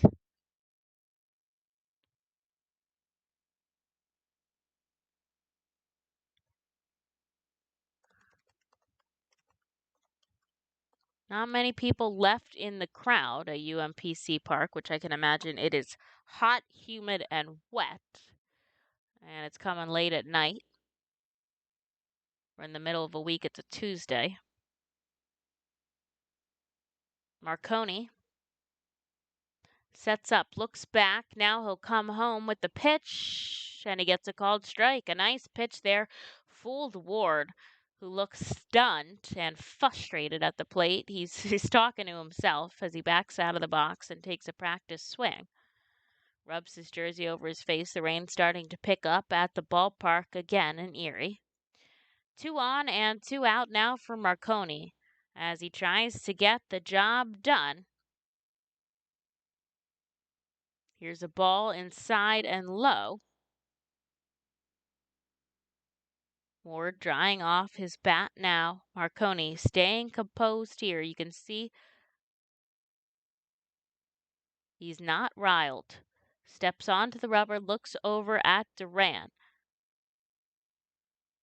2 runners on. The Fightins are up by 3. The tying run at the plate. Here's the 2-2. He struck him out swinging. He struck out the side with 2 runners on. Marconi comes in the bottom of the 8th, and he gets the job done. We're off to the 9th. The Fightins will bat, and then they'll look down to hold the Erie SeaWolves under cover here as they lead by 3.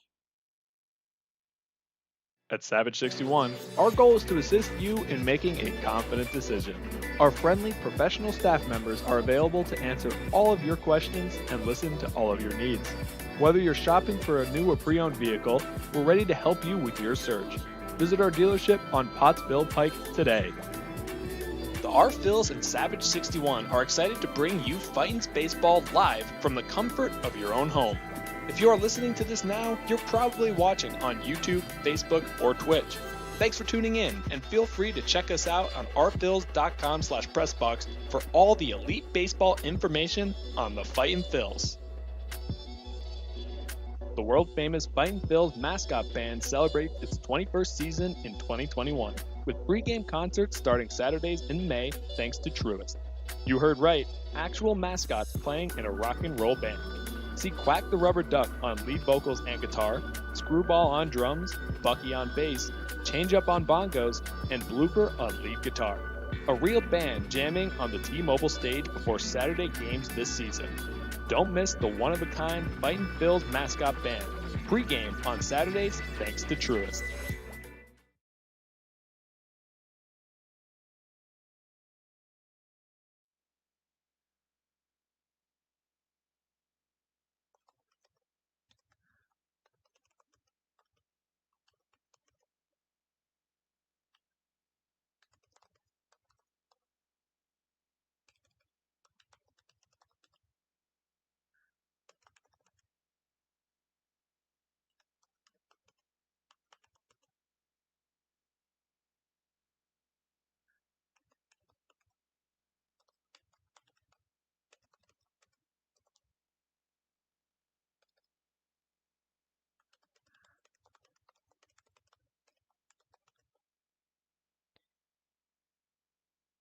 So Jorge Bonifacio is going to lead us off here in the top of the 9th. It'll be Bonifacio, Stokes, and Duran, which have scored 3 of the 6 runs for the Fightins and also have accounted for 3 RBIs as well.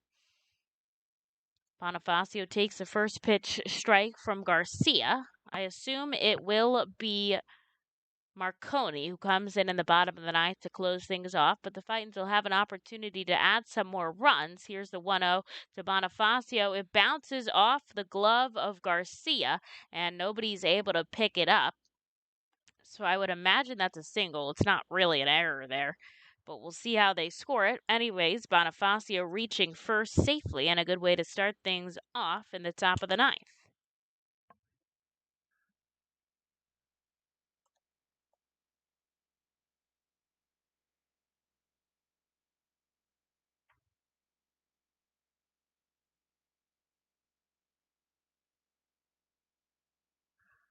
That'll bring up Stokes, who's having a 3-hit day, 2 singles and a double. With a runner on first, he sends one up to third. Torkelson all the way across the diamond, deep in the hole, and Stokes runs it out. And that should be a base hit as well. It was very deep in the hole. Torkelson with a perfect throw. But Bonifacio pushed to second there, and Madison Stokes, his second 4-hit game of the season. Very impressive in the cleanup spot. There'll be 2 runners on and nobody out now for the Fightins with Rodolfo Duran, who's 0 for 4 today. Duran and Gamboa, the only 2 in the lineup who haven't reached at all. Bryson Stott did walk, though he hasn't had a hit. I don't imagine that he'll come up again, but you never know how this inning has to go. Could be very exciting here. Garcia to Duran, chops it up, and it is over to Torkelson, who picks it up and misplays the throw over to second. Nobody out as Bonifacio scores. It is 7-3, and Duran on first safely, Stokes on second, and I could only imagine that that is going to be a throwing error. 2 runners on and nobody out now for Josh Stephen. And the Fightins have taken a 4-run lead. I'll wait for the official scoring to open up here so I can tell you guys exactly. It is going to be a fielder. So Duran did reach on a fielder's choice because they went to go to second. But it is a throwing error by Spencer Torkelson that allowed Bonifacio to score, and Stokes actually reaching third, so a big heads-up play there. There's runners on the corners, and nobody out here for Josh Stephen, who takes the first pitch strike. And we're talking about the Fightins playing one of the best teams in the league right now. They've got a 4-run lead off of.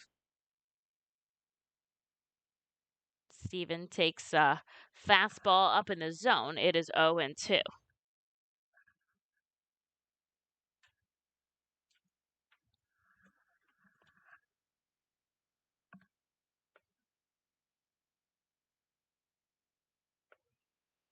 2 runners on and nobody out here in the top of the ninth. The Fightins adding on some insurance runs. Stephen pokes one foul, and it'll stay 0-2.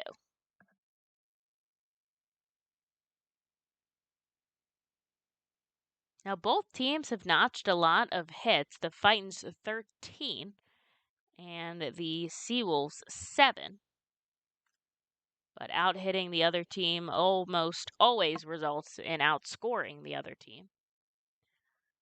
And this one hits the leg of Josh Stephen. He throws his bat, and he's hobbling down to first. So it will be bases loaded for the Fightins here. Nobody out in the top of the ninth. And they're up by 4. Garcia in a bit of a jam here. Can't tell if they've got anyone warming up. There's not going to be a mound visit, although Dingler comes out and waves something.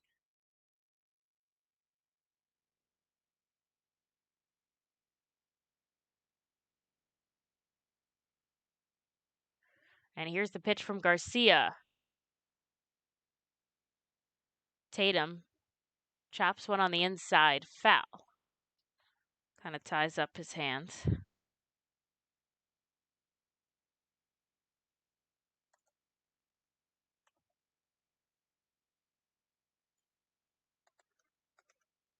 Bases loaded here to Tatum. He sends it deep to center field.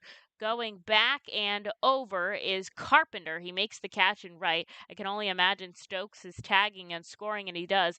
8-3 Reading. And a sacrifice fly from McCarthy. Tatum scores a run. And I'll have to see if Duran was able to tag from second, because it was over all the way and right. And he did go to third. Stevens stayed at first. So there's runners on the corners now with an out, and the Fightin's up by 5 for Logan Landon.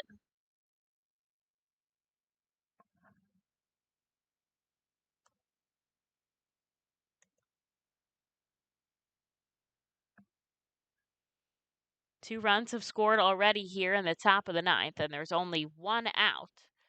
Landon takes the first pitch strike. Very exciting ball game, number 1 of 6 in Erie, Pennsylvania, as we get close to the holiday week. They play a 6-game set up in Erie, including 4th of July Sunday. All 7:05 starts. I'll be on the air with you, all of them today, tomorrow live remote, then Thursday through Sunday at the ballpark. Landon gets a slow pop-up that's going to drop in front of Carpenter. A blooper hit will score Duran. And over to second, I imagine Josh Steven only made it. Yes, that's correct. So there's runners on first and second now, with just one away, and a perfectly placed single there from Logan Landon makes it 9-3 as Reading records its 14th hit, I think. Hit number 14, run number 9. And now it looks like Dingler is going to come out to talk to Garcia. And their pitching coach is coming out as well.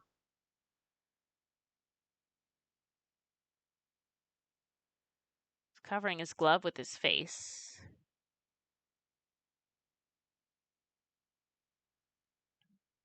Fightins are 3 batters away from batting through the order. They'll have Gamboa, Brito, and Stott. With just one out now and runners on first and second, the mound meeting breaks up.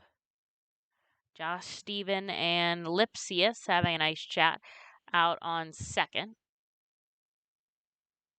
Like how they're competing, but it's still, very friendly. Gamboa 0 for 4 today. The only one to not get on base. And the Phillies did take against the Marlins. Vince Velasquez throwing 7 shutout innings, allowing just 2 hits. The Marlins did play catch-up, but the Phillies ended up winning 4-3. Garcia sends one low. A nice stop from Dingler. 1 ball and 1 strike.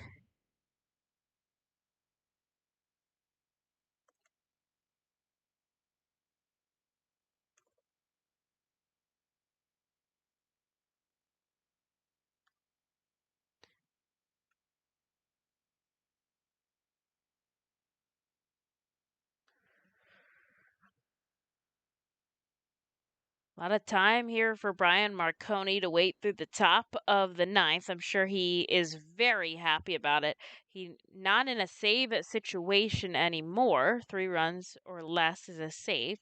Now the Fightins have a 6-run lead after scoring 3 so far. And here's the 1-1 to Gamboa. It's a called strike, 1-2. Garcia still hitting 95 on the gun. He's approaching 40 pitches here in relief. This is just his second inning of work, but technically he's only done an inning and a third with the outs. This one way high. Garcia gets himself on balance, almost trips over himself. 2 balls, 2 strikes now to Gamboa. 2 runners on and just an out here in the top of the ninth. The Fightins up by 6. Leaning down, Garcia. Here's the pitch. Gamboa slices it foul. Now, Hendrickson did get through a full 5, so if the Fightins are able to pull this off, he would come away with his 3rd victory of the season in just 4 starts. Karin Marconi would fall in the hold section if things were to stay as they are now. 2-2 here to Gamboa. Garcia looking back. And it's called time as he's really holds his stance on the mound. He kind of like freeze framed. Slight drops coming down. Nothing too heavy. Gamboa must have called that time because, man, was Garcia frozen for 10 seconds. Now he'll go with the quick pitch. Gamboa makes contact upstairs and fouls it back. And like Daniel Brito, that was the 7th pitch of the at-bat. Fouled off 4, I think, as he fights against Garcia. Runners on first and second. Landon on first, Steven on second. And here's the 2-2. Gamboa again.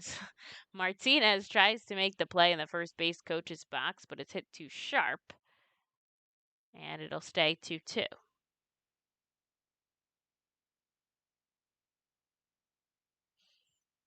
We'll see who's going to come out on top now. With 2 runners on and just an out. Garcia looking back. Now he's going to come home with the 2-2. Strike 3. Gamboa goes down swinging. And that'll be out number 2 for the Fightins as they go back to the top of the order with Daniel Brito. 2 for 4 and a walk to the leadoff hitter. Garcia steps all the way off the mound. He's adjusting and wiping off of his hands on his pants. Brito already ready in the batter's box to go. He leans back. 2 runners on, 2 outs now, and Garcia looks like he wants to throw it to Steven. Steven hustles back and then realizes there's no one covering the bag. Kind of laughs to himself. And we'll do it again. Top of the 9th, the Fightins a 6-run lead. Here's the pitch outside to Brito.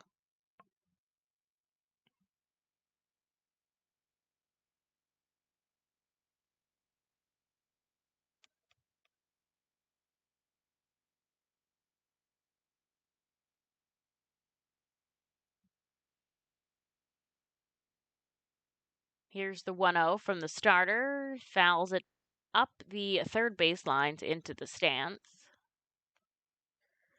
Reading up by 6 here. They were up by 3 to start this inning. They've already scored 3 more.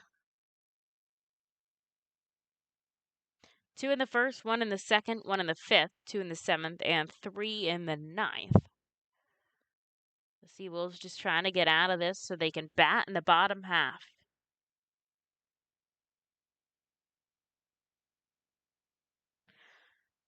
Just over 3-hour mark with that 30-minute delay. 2 balls, 1 strike to Daniel Brito. Garcia leans all the way over. I mean, his arm is close to touching the ground. Dingler calls for a pitch outside. And he gets a strike call. 2-2 now to Brito.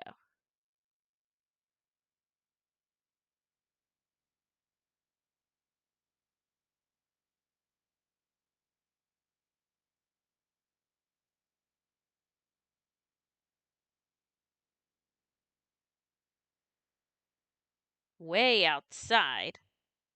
And once again, Garcia almost throws himself off balance. A nice stop there by Dingler as he dives for it behind the plate. You know, Steven is advancing on that Landon as well. 2 on, 2 out here in the top of the 9th. The Fightins 9, the SeaWolves 3. And the payoff pitch here to Daniel Brito. Way inside, he'll walk him, and the bases will be loaded for a second time here in this inning. And Bryson Stott will come up. So I was joking about batting through the lineup earlier, but the Fightins have successfully batted through the order with Bryson Stott up at the plate. And there's 2 outs now.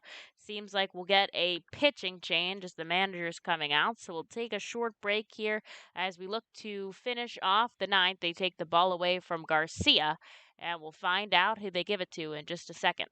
At Savage The auto 61, ride of our Reading goal is to Power assist Alley you Pub in making a features a confident 2.5-hour decision. all-you-can-eat Our buffet. friendly professional Dine at the staff bar with the members are bartender, available to 2 answer rows all of of your seats, questions bar and stool listen to seating, all of your and 4 needs. cafe Whether you're tables. shopping for a The new pub or pre-owned provides your vehicle, party a we're ready to private help area you to with enjoy your the ball search. game Visit our away from other dealership on fans. Pottsville Pike Auto today. ride of Reading Power Alley Pub The R may Phils and accommodate Savage up to 30 61 people. are excited to bring you Enjoy Fightin's socializing baseball with your live group from the and watch comfort game of your from own a home. unique vantage If you are point. listening to this Visit now, you're rphils.com probably for more watching on information. YouTube, Facebook, or When the Red Twitch. Fight Thanks Bills for get tuning hungry, in, and we feel turn free to our to check team us feed out partners. on rphils.com Special thanks to Wild Missing's Family for all Restaurant the Bakery, elite baseball DJ information Willahan Pub and on the Restaurant, Fightin' Phils. Collegeville Italian Bakery Pizzeria, Napolitana, the world famous Jimmy Fightin' G's Phils Railroad mascot House, band Nemo's celebrates Italian its 21st Restaurant season Pizzeria, in 2021. Clingers on With Carsonia pregame concerts for starting making sure the Saturdays Fightin' in May, Bills front thanks to office Truly. is never hungry You heard on right. game day. Actual mascots Our staff playing enjoys in a delicious rock and meals roll from our band. team See feed Quack partners, the Rubber but Duck don't on take our lead word for vocals it. and guitar, Find out for Screwball yourself on today. drums, Bucky Gear on up bass, for the Fightin' Change Bills Up on season. bongos,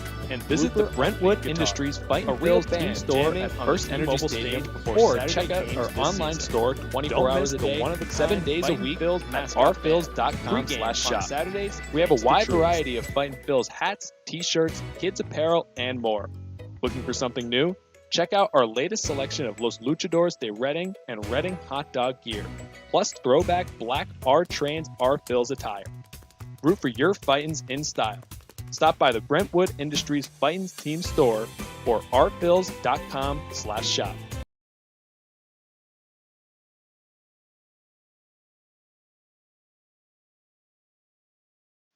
PA Virtual Charter School is a proud 2021 partner of the Reading Fightin' Phils and a presenting sponsor of 5 fireworks nights this season.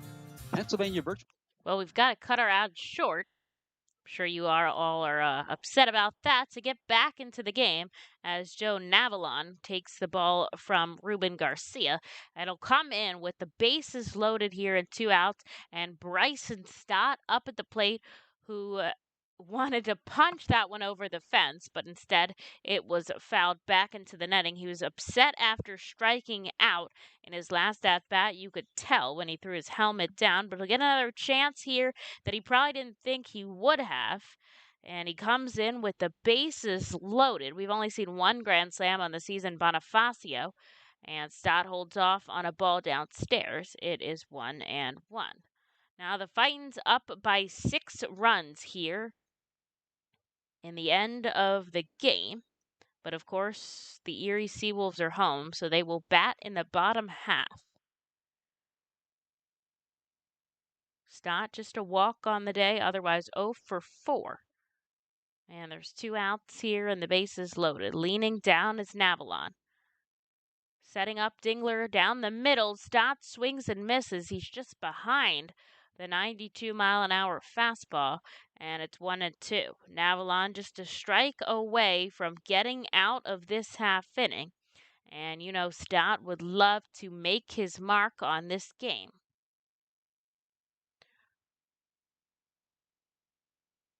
Upstairs is Dingler, 1 ball, 2 strikes. Stott sends this one into the stands. The few fans that are left chasing it down, who doesn't want a Bryson Stott foul ball, and so we'll have to do it again.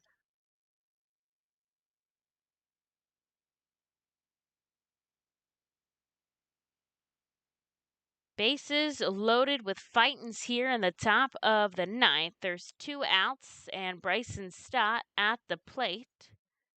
Here's the offering, its way inside. 2 balls, 2 strikes.